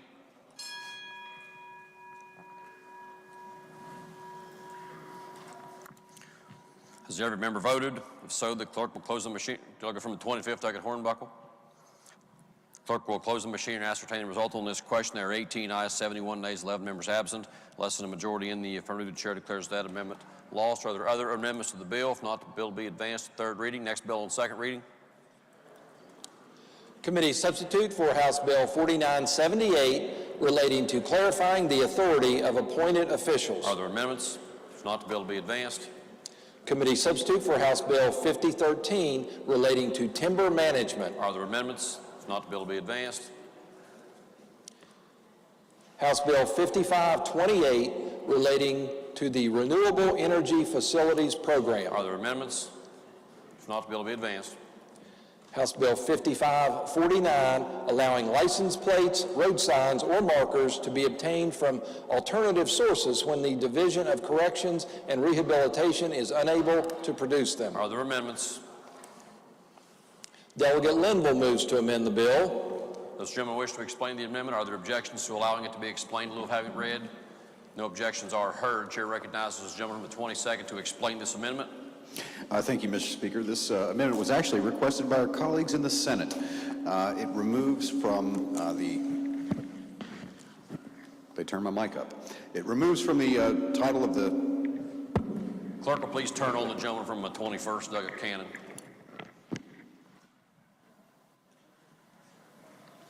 Thank you, Mr. Speaker. We'll try this again. It removes from the title of the section road signs or markers because the Division of Highways has their own sign shop and marker shop and does not use the Division of Corrections. Therefore, I urge adoption. Questions on the amendment just explained by the sponsor. Is there debate on this amendment? Is there debate on the amendment? If not, those in favor of adoption of the amendment will please say aye. Those opposed will please say no. Ayes appear to have it. Okay, the ayes have it. Chair declares that amendment adopted. Are there other amendments to the bill? If not, the bill will be advanced to third reading. Next, are there further bills on second reading? If not, bills on first reading. Committee substitute for Senate Bill 400 creating limited waiver from Certificate of Public Convenience and Necessity requirement for certain water or sewer service projects. Bill will be advanced. Senate Bill 507 relating to repeal of West Virginia Edge. Bill will be advanced. House Bill 4299 permit teachers in K-12 schools to be authorized to carry concealed firearms as a designated school protection officer. Bill will be advanced. Committee substitute for House Bill 4971 relating to critical materials manufacturing tax. Bill will be advanced. Committee substitute for House Bill 5017 relating to mobile food establishment reciprocity. Bill will be advanced. Committee substitute for House Bill 5021 relating to cardiac response plans. Bill will be advanced. Committee substitute for House Bill 5065 regarding continuing education requirements and compensation of guardians ad litem. Bill will be advanced. Committee substitute for House Bill 5082 exempt those with 20 years holding an insurance license from attaining additional CEUs. Bill will be advanced. Committee substitute for House Bill 5159 relating generally to child labor. Bill will be advanced. Committee substitute for House Bill 5175 eliminate funding for the Center for Nursing and transfer its duties and authorities to the Higher Education Policy Commission. Bill will be advanced. Committee substitute for House Bill 5223 to create the Southern Coalfield Resiliency and Revitalization Program. Bill will be advanced. Committee substitute for House Bill 5540, relating to fentanyl prevention and awareness education, Lakin's Law. Bill will be advanced. Committee substitute for House Bill 5553, to provide and change graduation requirements and change duties relating to academic content standards. Bill will be advanced. Committee substitute for House Bill 5650, allow suspended school personnel to enter school property functions open to the public. Bill will be advanced. Are there further bills on first reading? If not, leaves of absence. Gentleman from the 85th. Thank you, Mr. Speaker. For our colleagues Faulgan, Ellington, and Ross. Are there objections to leaves of absence being granted? No objections are heard. Those leaves of absence will be granted. Introductions. Introductions. Miscellaneous business. Gentleman from the 85th. Thank you, Mr. Speaker. I move, subject to announcements, the House adjourns until 11 a.m. Monday. Are there announcements? Gentleman may proceed. Thank you, Mr. Speaker. Your Committee on Rules will meet at 10:45 Monday in the Members' Lounge. Gentleman from the 97th, Hackett Hardy. Thank you, Mr. Speaker. Your Committee on Finance will meet Monday, February 19th at 1 p.m. in the Finance Committee room for a committee meeting, and the agenda will be posted. And also, Mr. Speaker, your committee will meet 30 minutes after floor session to complete our agenda. Thank you. Gentleman from the 8th, Hackett Kelly. Thank you, Mr. Speaker. Your Committee on the Judiciary will meet Monday, February 19th at 2:30 p.m. in the House Judiciary Committee room. Additionally, Mr. Speaker, Republicans will caucus 30 minutes before the meeting at 2 o'clock in the Chairman's office, and the agenda will be posted. Thank you. Gentleman from the 68th, Hackett Phillips. Thank you, Mr. Speaker. Your Committee on Government Organization will meet Monday at 3 p.m. in the Government Organization Committee room. Republicans will caucus in the Chair's office at 2:45. The agenda will be posted. Gentleman from the 43rd, Delegate Tony. Thank you, Mr. Speaker. Your Committee on Education will meet Monday, February the 19th at 2:30 in the Education Committee room. The agenda will be posted. Gentleman from the 53rd, Delegate Pritt. Thank you, Mr. Speaker. Your subcommittee for the Judiciary on House Bill 4016 will meet in the Vice Chairman for Judiciary's office on Monday, February 19th at 1:30. Thank you. Gentleman from the 8th, Delegate Kelly. Yes, Mr. Speaker. To help with GovOrg, I'd like to re-announce our meeting, set it for 1 o'clock, and members will caucus at 12:30 in the Chairman's office. Everything else remains the same. Gentleman from the 97th, Delegate Hardy. Thank you, Mr. Speaker. I wanted to clarify that our meeting will resume 30 minutes after floor session today to finish today's agenda. Thank you, Mr. Speaker. Gentleman from the 53rd, Delegate Pritt. Yes, with the change of the time for the judiciary hearing or judiciary meeting, the subcommittee for House Bill 4016 will not be conducted at 1:30, but we'll be picking a date and making that announcement on Monday. Lady from the 19th, Delegate Kraus. Thank you, Mr. Speaker. Your Child Care Task Force is going to meet in GovOrg 15 minutes after the end of session. That is a change from where I had originally sent the email. Thank you. Other announcements? If not, the questions on the motion that the House adjourns at 11 a.m. Monday. Those in favor of the motion will please say aye. Those opposed will please say no. The ayes have it. The motion is adopted. The House is adjourned at 11 a.m. Monday.